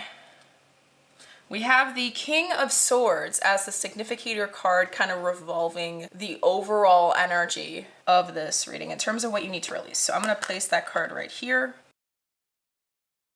This is a very interesting message. This is very different compared to all the other piles, 100%, because this is giving me such a straight up thing about a situation with another person. Some of you might be in a relationship that is not emotionally fulfilling at all. You know that it's not emotionally fulfilling, or there's some sort of friends with benefits situation going on there. It just doesn't feel like there's a lot of love in it. At least the passion that you want out of it. And so you're torn whether or not you should trust that this is the person for you, or if you should let it go and move forward. There's something here with karmic connections. It doesn't need to be a love-focused relationship. It could be a friendship. It can be a parent. It could be a sibling. It could be a coworker. It could be anybody. There is some weird type of energetic connection with this other person. You're not entirely sure why it still feels as intense as it has since the beginning, because there's some situation that may have unraveled with this person in your life that has made you lose some trust, has made the foundation of the connection itself crumble, just some deception back and right. There was a lot of false hope that was built in this connection, hoping that one day things would change because there was such a strong, some weird spiritual, energetic connection with them that you're like, something's got to change. There's got to be something here that, why do I feel so drawn to them is what I'm trying to say. And you were trying to kind of get to the bottom of it, but because you were also trying to get to the bottom of it, you might have allowed yourself to stay in a connection that you know isn't good for you. And maybe you're feeling that draw with that person energetically because in reality, that's just the karmic energies of it. It's like a soul contract, something you guys are supposed to learn in this connection. I just got another channel message, but I'm looking at the Lover's card. I realized, oh yeah, twin flames. Perhaps you assume this person was a twin flame. That's another very specific situation some of you guys can be in. What I am hearing straight off the bat, this is karmic 100%. So if this has something to do with a person and there's a situation here that you're like trying to figure out, what do I need to release for my highest good? Maybe there's a person that you're with and you know that they cause trouble, stress, or they trigger you heavily in many, many ways. They don't honor your boundaries, whatever it is, something that just pisses you off that they do. It is karmic and they are meant to teach you something. 100%. I just want to point that out there. Secondly, if this has absolutely nothing to do with a person, pile number 4, I'm gonna be straight up with you. It seems very strong that there's people here, okay? So if there is any chance that you guys did feel called to select more than one pile, maybe you're like pile 2 or 1, maybe this is a confirmation that you're gonna hear some things you need to hear here, but maybe you gotta listen to those other ones to just put everything together. Because this does feel very like connection oriented, more than one person involved type of situation energy. But I am also seeing this could also be something about just you versus you. What I mean by this, to continue in that idea that I'm hearing in my head, is there could be some sort of trauma that you have endured from a person of interest in your past. You might not be with them, but you still allow them in your life, or maybe you still allow having contact with them, or you still look through their social media. There's something here where there's like a weird sneaky type of energy. I don't know if it's coming from you or maybe the other person, but you're single and you don't understand why that feeling is still there reminiscing in you. Like you still think about the trauma, you still think about the pain they put you through, and you kind of allow that, though, that experience you did have, dictate the steps you choose to take moving forward in your life. Like if you want something, you hold yourself back because of that reminiscent energy of that emotional experience you had in the past from that person or that relationship or that friendship or whatever it was. You might be using it as an excuse to not move forward in your life. There's a lot of different ways, I'm going to be honest with you guys, this reading could be interpreted, but with the Significator card being the King of Swords that chose to come out like that, it was sneaky. And that's another thing. I just realized that you guys are the first pile out of all the piles I've done in this reading topic so far that had a Significator card, but it was sneaky. It was just kind of peeking out there. It didn't come out when I was selecting all the other cards. That intrigues me because that is also confirming that weird deceptive energy I was sensing, an illusion, something weird where it's like a fox, like a sly, sneaky little fox. I don't know how else to explain it. I don't know if you're being taken advantage.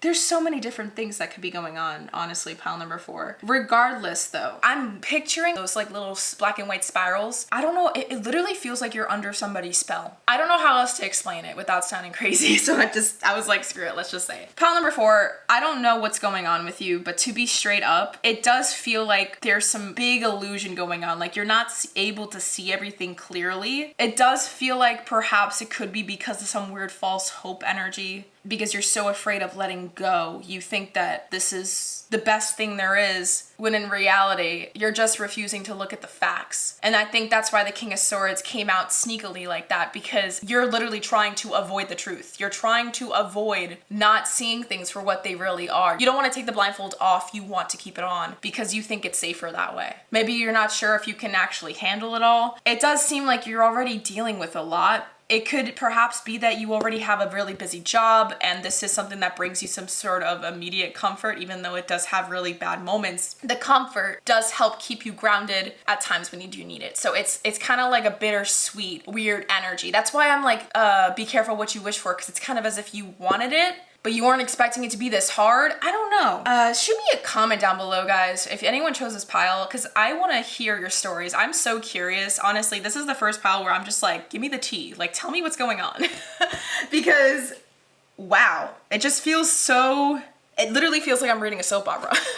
Let us take a look at the cards clarifying this and see if it can give us some more specifics, okay? Thank you so much for your patience. By the way, this is really the first pile that I did in this video topic where it's just all over the place. There's a lot of things going on. It just feels like there's a lot of pieces to this puzzle, really. I feel like I can hear some of you guys saying, yeah, but it's because of this and I didn't say that yet. And that's why I kind of feel like a little bit fragmented in my thoughts because of the story that it's putting together, or the situations that it's putting together. So for the card that is clarifying the devil, we have the Tower card. Wow. And these literally kind of look the same.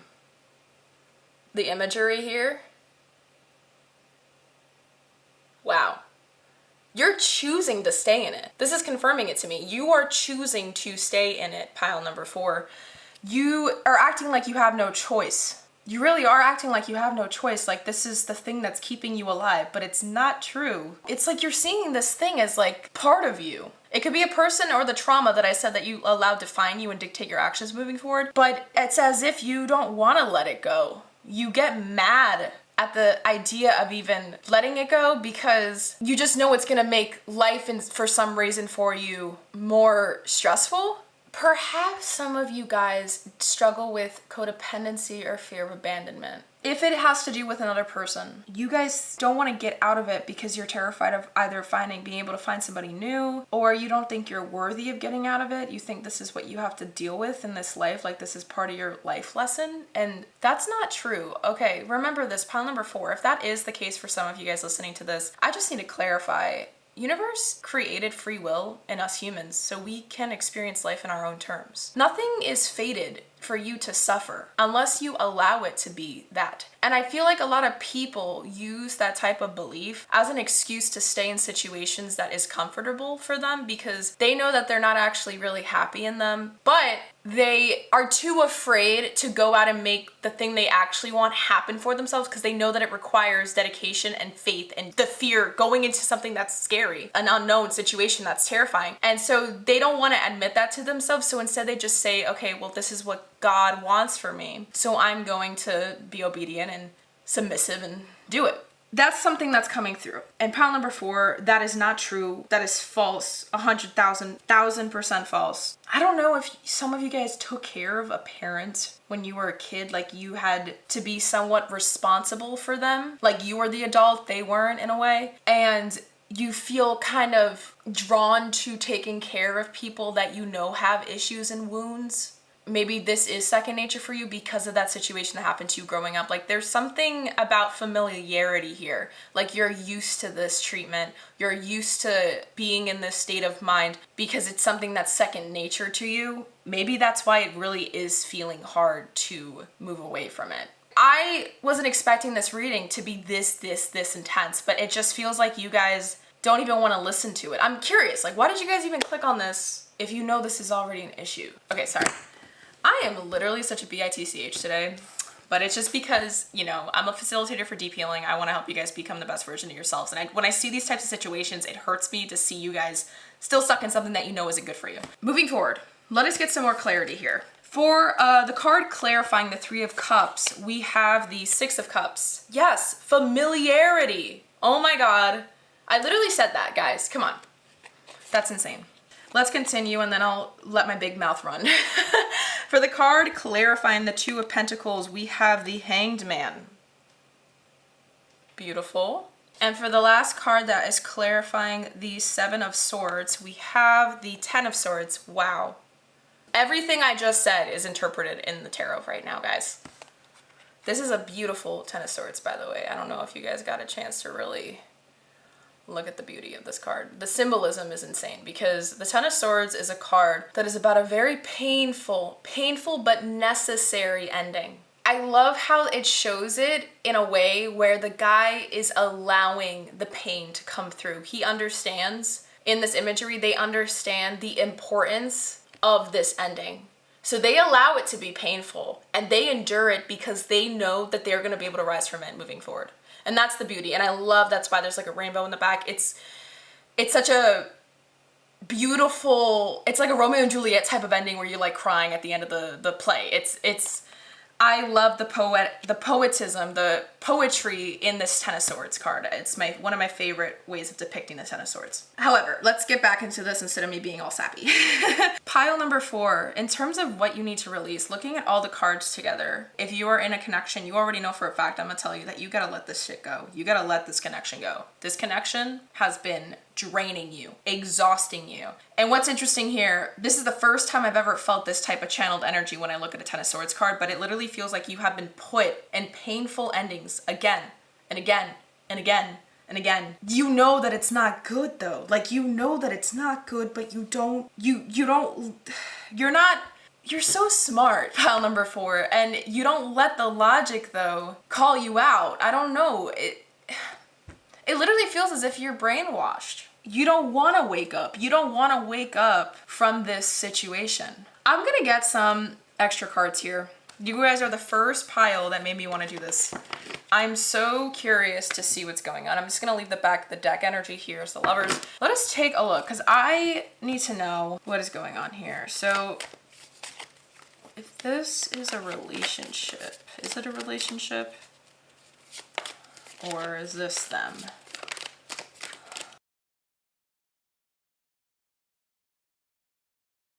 So I did get 2 of Wands again when I was trying to pull some more cards out. If you guys want to take a look at that, that's a 2 of Wands for the back of the deck. But let us take a look for these clarifiers. So basically what I did is I just wanted to get a little bit more confirmation. I'm trying to debate or decide whether I want to talk about this in the lens of a relationship, a connection of some kind, or if I want to talk about this in the lens of you being independent and single. I want it to benefit as many people as possible. For the first card that's helping me get some more information on this, we have the Queen of Cups.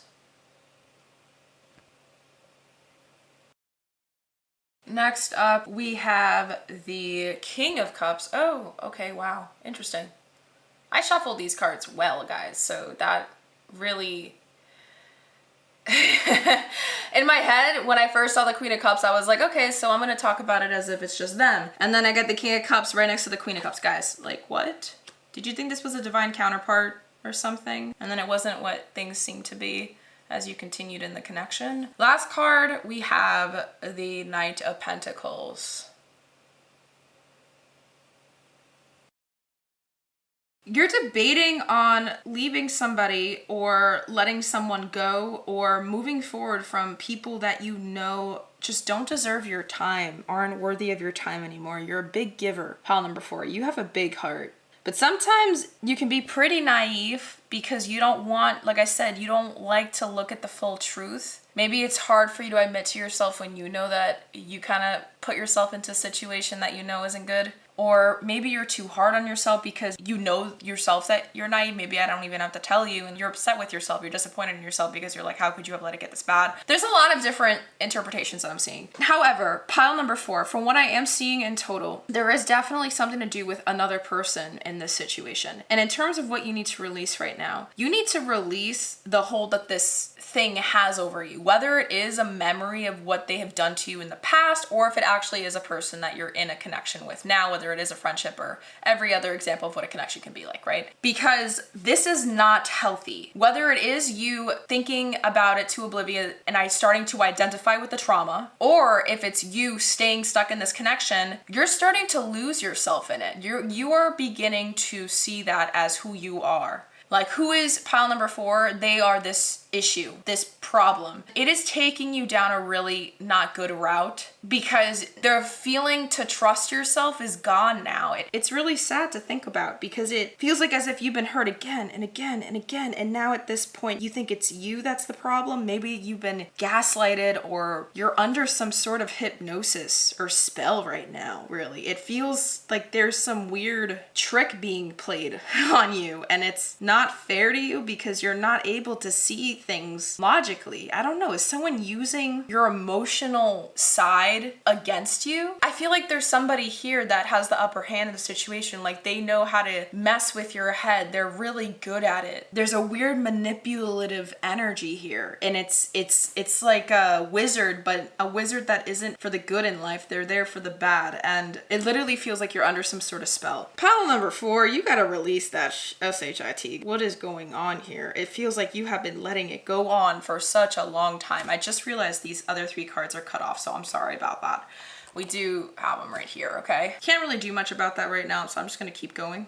I'm also hearing another thing. If this is a connection, it feels as if they don't show that side to anyone else except you. Everyone else is on their side, not yours. Or if this is you single and you're just identifying with this trauma, maybe people are tired of it. It just feels like you are alone. It sucks because it does also feel as if you're unintentionally pushing away those you love because of this hypnosis or spell like state you're in under this thing's control. Like, it has so much control over you, pile number 4, whether it is the trauma that you can't stop thinking about that you're identifying with, or if it is the person that you're in a connection with or a friendship in, or whatever it is. They have so much power over you. It is insane. You need to release that. At this point, with the 2 of Wands here, I feel like there's a weird indecisiveness going on. It's not even indecisiveness. I'm gonna take that back. But you know the truth. You know it. I feel like I don't even have to tell you this stuff. I feel like you have told yourself this enough in your head at this point. And honestly, I'm like trying to see if there's anything else I should say. And it's just so like straight up that I feel like we should just go into the how. Because I really just want to figure out how you can release this. I hope you guys are on the same page as me because I really just, it's too straightforward. And I think this is kind of giving me confirmation that we should look into the next. So the 2 of Wands is about planning, and I want to help you guys out as much as I can. So let's take a look. I'm going to clear these cards up and we're going to reshuffle and just take a look in terms of how you can release this because, oh, I'm so frustrated now. I hate seeing people think that they don't have power in their life when they're the creator of their own reality, and I hate this. Guys, come on. It hurts my heart seeing you guys like this. Let's take a look in terms of how pile number 4 can release this for their highest good. How can pile number 4 release this for their highest good? How can, I'm gonna take these. Pile number 4. release this for their highest good.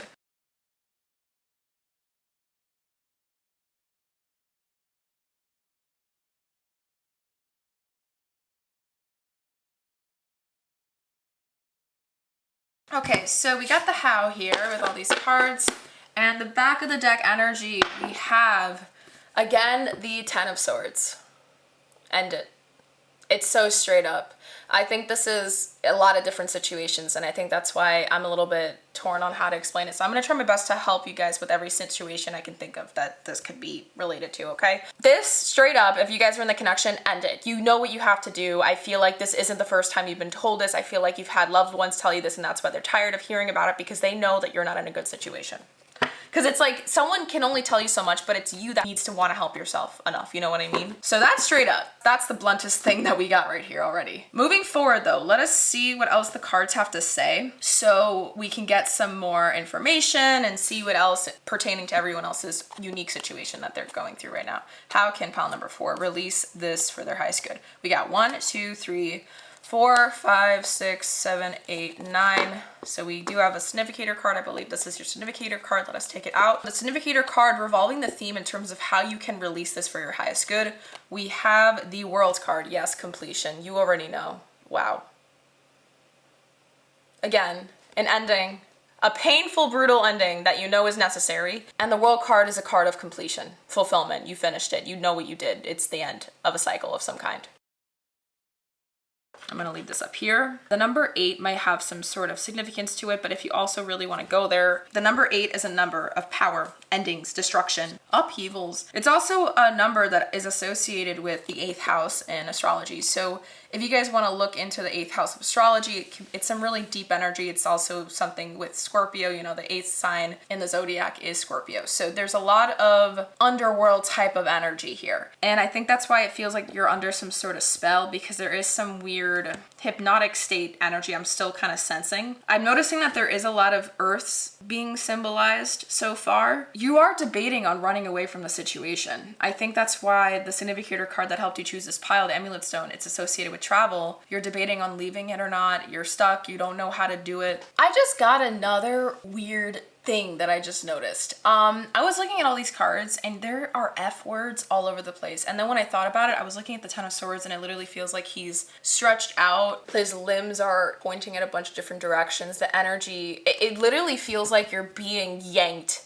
and pulled at in a bunch of different directions right now, pile number 4. Because we have faith on one side, we have forgiveness here, we have fulfillment there, we have fear here, F all over the place. You don't know what to do. You're so confused and stuck. It's putting you in a stagnant energy because you can't move right now because of all the yanking that's going on. You don't know what to do. You don't know how to get out of this. That makes so much sense now. Let us take a look to see what the cards have to say, because that is absolutely insane. The image, like what I just realized, it all is making sense to me now. For the first card, in terms of how you can release this, we have the 8 of Wands, travel. Yeah, that makes sense. The amulet stone, card of travel. You have the literal card of travel and fast-paced travel. So a lot of things about moving, guys, okay? So I'm just giving you guys a heads up. This is probably a really hard reading to listen to. I'm trying to make space for that as well, but also still be my blunt self. Next up, you have the 8 of Swords. Again, remember I told you guys are the only pile that got 8 cards. You got 8 cards for the first portion and the second portion. 8, 8, 8, 8. For the next 2 cards in this first column, we have the 2 of Swords. Yes, you are so torn. You don't know how to get out of this, really. Maybe you do know what's best for you.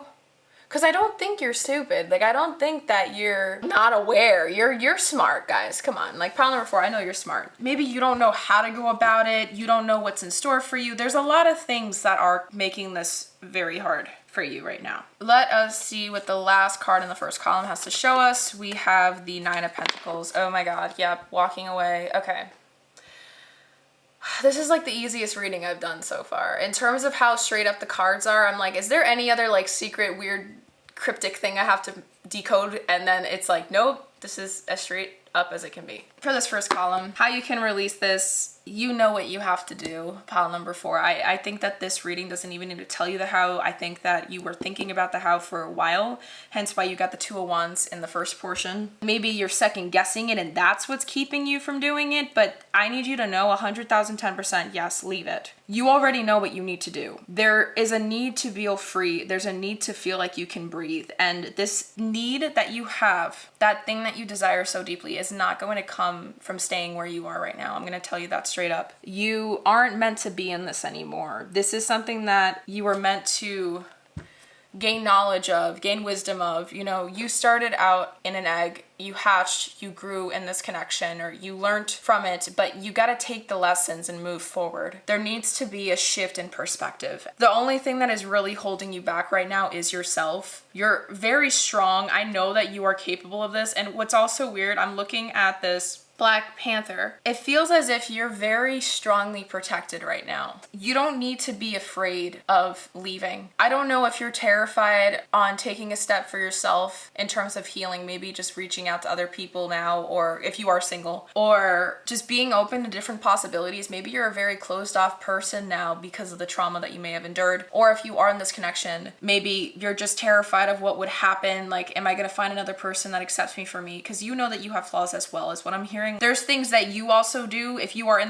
this type of connection that we've talked about so far. You know that you do things in it too that isn't the best, and that person takes it. So maybe you're afraid and think that if you do it in another connection, it's not going to work. This isn't the only connection you're meant to be in, pile number 4. If you are in that connection and you are in a connection while listening to this, this isn't the only connection you're going to be in. This is just part of the karmic lessons that you're meant to experience in this lifetime. It's not the end all be all thing. Like I said, a part of you knows this, but it's also hard to accept it because you also are afraid of having trust, because if you have trust and it doesn't work, you're going to be like, oh my God, what did I do? There's a lot going on for sure in your head, in your heart, and in your mind. Sad and mind are the same thing, but you know what I mean. The lesson will not be learned, and this soul contract will not be complete if you do not walk away. If this is you being in a connection, you've gained everything you needed to gain out of this, and you can grow a lot more as a human if you decide to do what you know is right for you now. It's terrifying, but everything will be okay in the end. Like the 9 of Pentacles is a card of self-sufficiency. So this is a confirmation that you don't need to worry if you think like you're not going to be able to do things on your own, or like, how am I going to make ends meet, or things like that. Don't worry about that. You will have it figured out. Like I said, with the King of Swords being this indicator card in the first portion, you're really smart. It's just this person or this thing has made you forget that.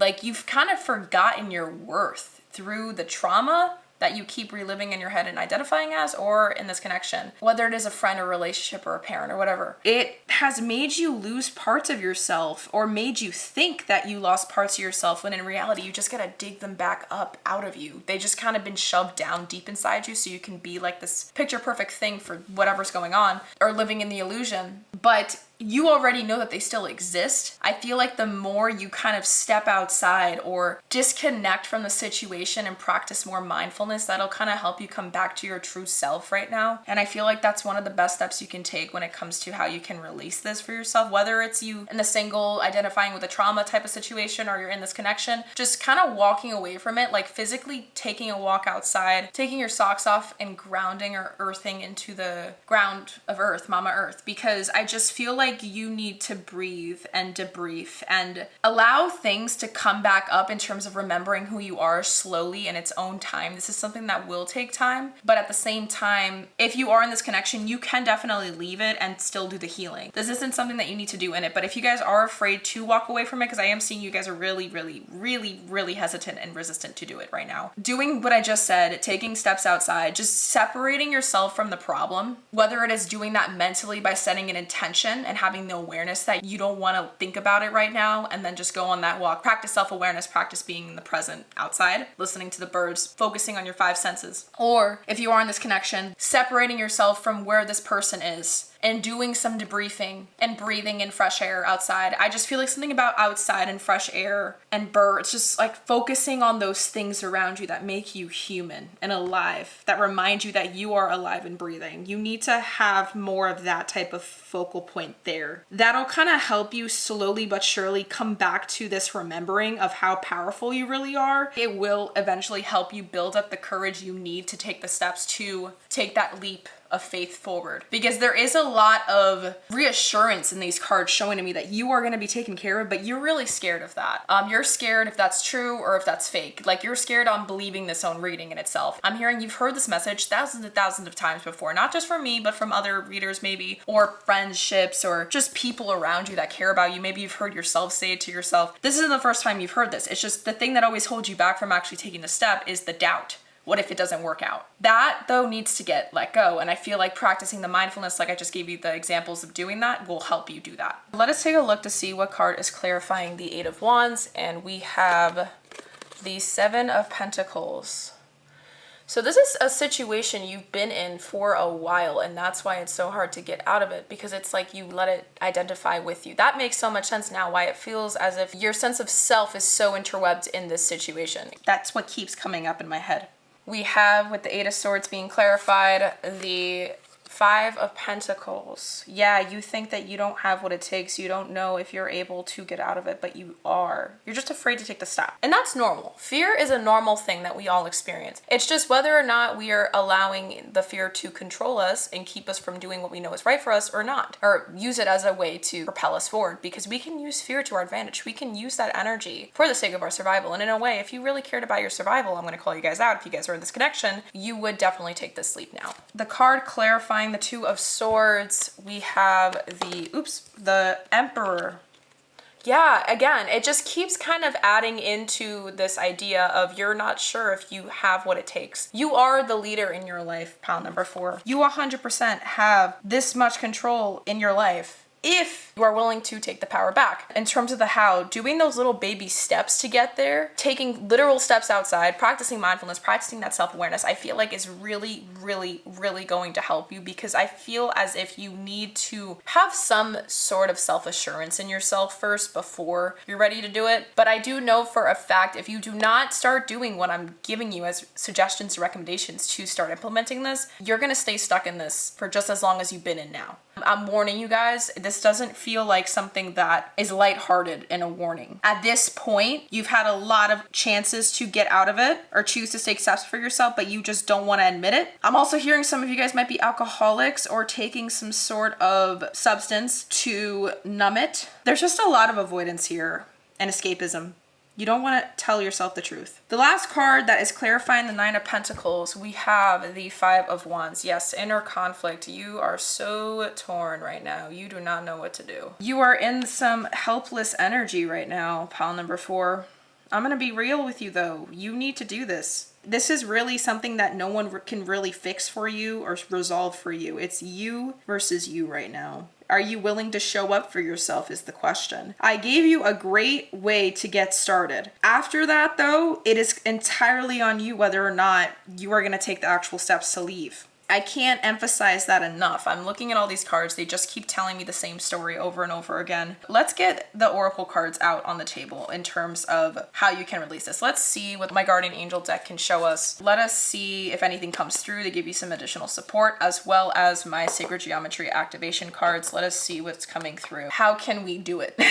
I did give you some hows, so I don't want you guys to leave this reading thinking, oh my God, but how? Because that's where it keeps happening. Like, you're only listening to what you hear, and people are giving you very good ways on how to get out of it, but you're still not taking it. You're still staying in this but how state. You know what I mean? I don't know why that's still there. I just keep channeling this energy of somebody who's just like, but still, like, I don't know what to do. We gave you the information. It's just, are you going to apply it? I'm sorry if I sound a little bit frustrated. I've been in this type of situation for a very long time in my life, in a lot of different situations, whether it was friendships, whether it was family, whether it was a relationship. I've had one for each thing. I know how hard it is to get out of it, but I also know how helpless I felt in those times when in reality, I just kind of had to slap myself in the face and say, yo, you put yourself in this. You can get yourself out of it just as much. It's really on you. I have a right to say everything I'm saying. It's not that I'm just calling you guys out and being a mean person. It's just that I've been here and I know how hard it is, but I also know that you can get out of it. Like, it's not impossible. Like, you shouldn't need someone to repeat this to you. It's just you need to be ready, and it's time. It is time to end it. I really hope that this reading is helping you guys. When I am doing readings and it gives me like an emotional resonance of some kind internally, it's coming from a place of unconditional love. I care about you guys. I care about my viewers. I care about making the world a better place, one video at a time, really. That's what my channel is all about. I'm just trying to help you guys better yourselves. So when I see this type of situation, it hurts, it pulls on my heartstrings because I've been there. I've been in this weak energy state of mind. I know this feeling too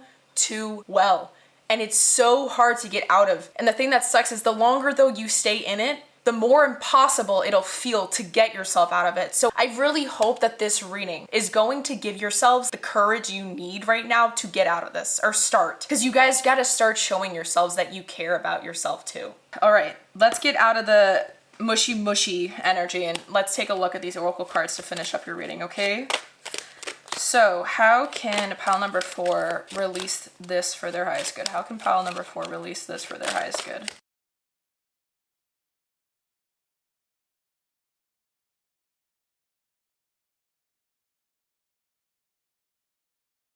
Before we look at the cards, the back of the deck energy for the Sacred Geometry Activation deck, we have romantic love. Wow. Okay, maybe this is a connection. And I'm gonna read this because you guys need to learn, if you guys are in this connection, if this is something about karmic relationship, this is what real love is. The frequency of romantic love supports our journey to feel whole and complete through the experience with and reflection of a conscious lover. If you guys don't feel whole and complete, this person is not for you. Just gonna state that, and we're gonna leave it right here. The back of the deck energy for the Guardian Angel deck. We have guilt. Wow, okay, so maybe this could also be why you're having trouble, because they have been messing with your head. You do not need another's approval to feel worthy of love. Exactly it. Regardless of what you've done, or what you think you've failed to do, from your soul's perspective, there's neither right nor wrong. Every experience in life is here to help you expand your awareness of love so that you may embrace ever greater spheres of wisdom. You've done nothing wrong. You've done nothing wrong. Maybe you're feeling guilty because you know everything I've just shared. You know that this is a situation that you know you could be doing better in. Maybe you just kind of gave up on yourself because of it. Maybe this person has just really messed with your head enough to make you feel this guilty. I don't know, but it hurts my heart. This feels like such a personal reading for me, guys. I've dealt with guilt in particular. Like, that was the biggest shadow emotion that I've dealt with in my lifetime this far. Guilt is one of my least favorite things to experience and feel. It's a low frequency, it's dark, and it hurts. It makes you feel like you're suffocating inside. So if you guys are feeling that, I understand that. I'm so sorry for you guys. I'm sorry that you're stuck in this. I'm sorry that this person has messed with your head this hard. I'm literally gonna cry, guys. I'm just letting you know, I'm on the other side. It gets better, but you need to want it for yourself. That person that I was in my relationship in the past, they tried to come back into my life when I was with this other person, and I used to always go back to the thing that I was most comfortable with. This was the first time I took a risk and said, I'm gonna choose that person instead, and I'm engaged now, and I'm so happy with them. They treat me like I'm a queen. You guys deserve this. If you guys are in a relationship listening to this, you guys deserve this, and it's not right. That's not what love is, guys. It's not. People should accept you for who you are. So if you're afraid of leaving this because maybe you think people won't accept you for you, you're gonna find it. Just don't doubt it. You need to have faith. Literally right there. Now let's take a look at the cards coming out. So for one of the Guardian Angel cards, you got opportunity. Yes, this is an opportunity. Wondrous possibilities and opportunities await you. Stop dwelling on past mistakes. Exactly. Surrender the past lovingly. There is nothing to regret. All is always in perfect and divine order. Everything that you've ever experienced has helped you in some way. The past is behind you. The path ahead is clear. Move forward joyfully and fulfill your heart's desires. Exactly. This is the first pile that I've done in this topic so far where the situation, there's many of them. Remember I told you, like, I felt like there was more than one thing you got to release for your highest good. Maybe some of you guys are dealing with both. You're in the relationship, but you also are dealing with trauma and you're suffering and identifying with it. So I really hope this reading's helping you guys, because this really is this hit my heart hard. This is the first reading that's making me feel this way, remembering all the pain I've gone through. And I just want to validate that for you guys, but don't let it become you. Don't let it have that much control over you. I send you guys so much unconditional love. Like, I wish I can hug you all. Let's take a look at the rest of the cards. You have Rainbow. Oh my God, this is so, guys, I didn't even know this card existed in this deck. You have Rainbow. I'm literally gonna cry. Guys, I'm literally gonna cry. Stop. Okay. Oh my God. This is so much. This is such a beautiful reading. I really hope that everyone that picked this is listening and they got what they needed out of this. Let's see. Rainbow. Let us make it focus. You are a jewel, even though you may not see it. Even in the darkest times, you shine eternally bright. You are surrounded by an aura of love. And what is so crazy, I'm going to pause. I'm sorry, guys. I need to say something. They're staring at this beautiful jewel in the middle, and it's your spiritual council as if they're watching over you right now. I'm going to repeat this so you guys can look at the imagery as well. You are a jewel. Even though you may not see it, even in the darkest times, you shine eternally bright. You are surrounded by an aura of love, and a pot of gold waits beyond the horizon. All will clear soon. Trust, literally the faith card, and continue to follow your dreams. You are eternally blessed. Leave the situation. Please, pile number 4, please leave the situation. You know what is meant for you, but this is not it. You don't deserve this, and I know a part of you knows that too. We're gonna place her over here. Actually, let's place it over there so you guys get that nice reminder right in your face. We have 2 more Guardian Angel cards, but we're gonna just take a look at these Sacred Geometry ones. So let us take a look.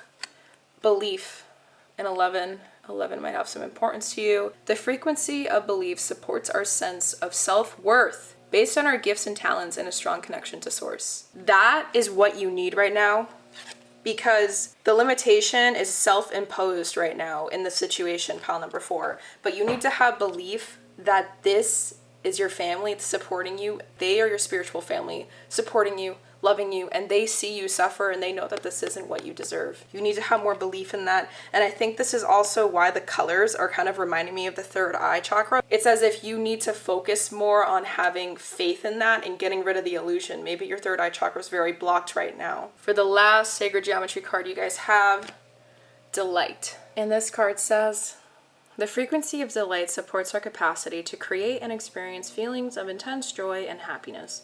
The more delight we feel, the more delight we invoke in others. It's as if it's telling you what is on the other side if you do this, basically, is what I'm feeling. With this card, it's showing me that you have an opportunity to fulfill your heart's desires. That's what you want. You wish for this real, true connection. You wish for something that is real and mighty and loving and unconditional. And it's going to happen to you, but you need to believe that it will happen to you, not just stay stuck in something and never move forward. You know what I mean? For the last 2 cards to end your reading, my beautiful souls, we have Relax. Yes, exactly. You don't need to do everything all at once. You can literally do those baby steps by going outside, disconnecting, detaching from the situation, practicing mindfulness, doing little baby steps to get there. This is where I'm now going to see this card as confirmation to recommend that you guys check out my root chakra series that I'm creating. It's going to help you guys go through the step-by-step process on how to heal your root chakra. The root chakra is the first chakra in the chakra system, and I basically use the chakra system as a step-by-step guide, just like in how in Alcoholics Anonymous they have their, what is it called? Their 10-step guide, I think, or 12-step guide. They have their own like guide that they follow to heal and recover. I use the chakra system in the same light. Each chakra has their own demon or shadow side or experience that they suffer with that blocks it. For the root chakra, it's fear, sacral is guilt, solar plexus is shame, heart is grief, and so on. I go into that in my chakra series and how you can use it as a guide for your own healing journey. So if you guys feel called to check that out, if you guys really are kind of lost, maybe what I suggested wasn't enough, you want more, I would recommend that you guys check out my series on that, okay? I'm gonna give you guys some resources that you guys can call if you guys are in some sort of relationship that you are afraid to get out of, okay? But with relax, it says, there is plenty of time to do and achieve all you desire. Place your hands gently on your heart and allow your breath to guide you to a quiet space within. This is what you need to do outside. This is exactly what I said. Imagine yourself bathed in golden light, flowing from the eternal heart of God. I, your guardian angel, am with you. Yes. Allow me into your heart. You will accomplish more by focusing on that which is most important in life. Love. Focus on you. If you love yourself, the things that will truly unconditionally love you will come in time. You will attract them naturally and organically. Perhaps this thing has came into your life because you were in a low frequency with yourself. The universe is kind of like a mirror. It will reflect what our inner world is showing to our outer world. Like our outer world is always going to reflect our inner world, and that's why our inner world needs to be in a good healed state before we start letting love in. And I think that's why a lot of karmic connections happen in lifetimes. So maybe this is a good sign for you guys to focus on going within more, rerouting yourself down into your roots, reclaiming who you once were before all this chaos happened, because there's a lot of shedding that needs to occur right now to take you out of this hypnotic state. You need to start tearing away from the things that this thing has built onto you over time so you can get back to who you truly are on the inside all over again. And for the last card, my beautiful souls that got me intensely emotional today, you have breakthrough. Yes, maybe this is a confirmation that this is a reading that may have helped you, and I really hope that is the case, but let us read what it says. How many beautiful heartfelt wishes, wishes, have been crushed by fear? How many times has society's voice of disapproval cast a shadow on your dreams? It is time to break free of these false beliefs and realize your dreams. Allow your heart to guide you. Trust your inner guidance. The time is right. Yes. Yes, yes, yes, you need to break away from this. Whether it is a belief system and you putting this onto yourself, if you're single, or trying to follow a passion, whether it is a relationship. Pile number 4, I'm literally begging you guys, like, the cards cannot be more clear. I literally shuffled this in live action. I shuffle all my cards live. What you want wants you back, but you need to want it just as much. You gotta meet it halfway. You have not met it halfway. You gotta go. Come on, come on, come on, come on. I really hope this kind of gave you guys a little bit of like inspiration, because I feel like you guys deserve it. I needed a lot of these types of things to help me get out of my situation. So, you know, I do understand what you guys are going through. I send you guys so much unconditional love. I'm going to leave the reading at that because this is a very deep topic, very, very big. I can honestly just keep on going, but I feel like I'll just be yapping and repeating myself endlessly in a bunch of different ways. And I don't want that to happen either, because I feel like you guys need some time to kind of debrief after this really deep, dark reading. I really hope that this reading helped you. It gave you some clarity. It gave you some insight. It gave you some help, resources on what you can do. And just know that you're not alone. You are 100% supported. You're supported by me energetically and by your spiritual counsel. Like, you're not alone in this. I know it feels like it, but you're not.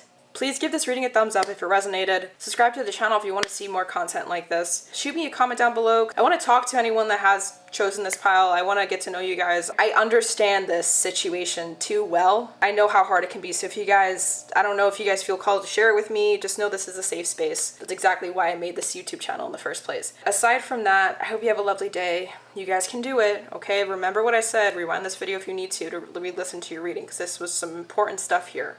Hopefully I'll see you in my next pick a card readings to come. Sending you so much unconditional love. This is Ahimsa here.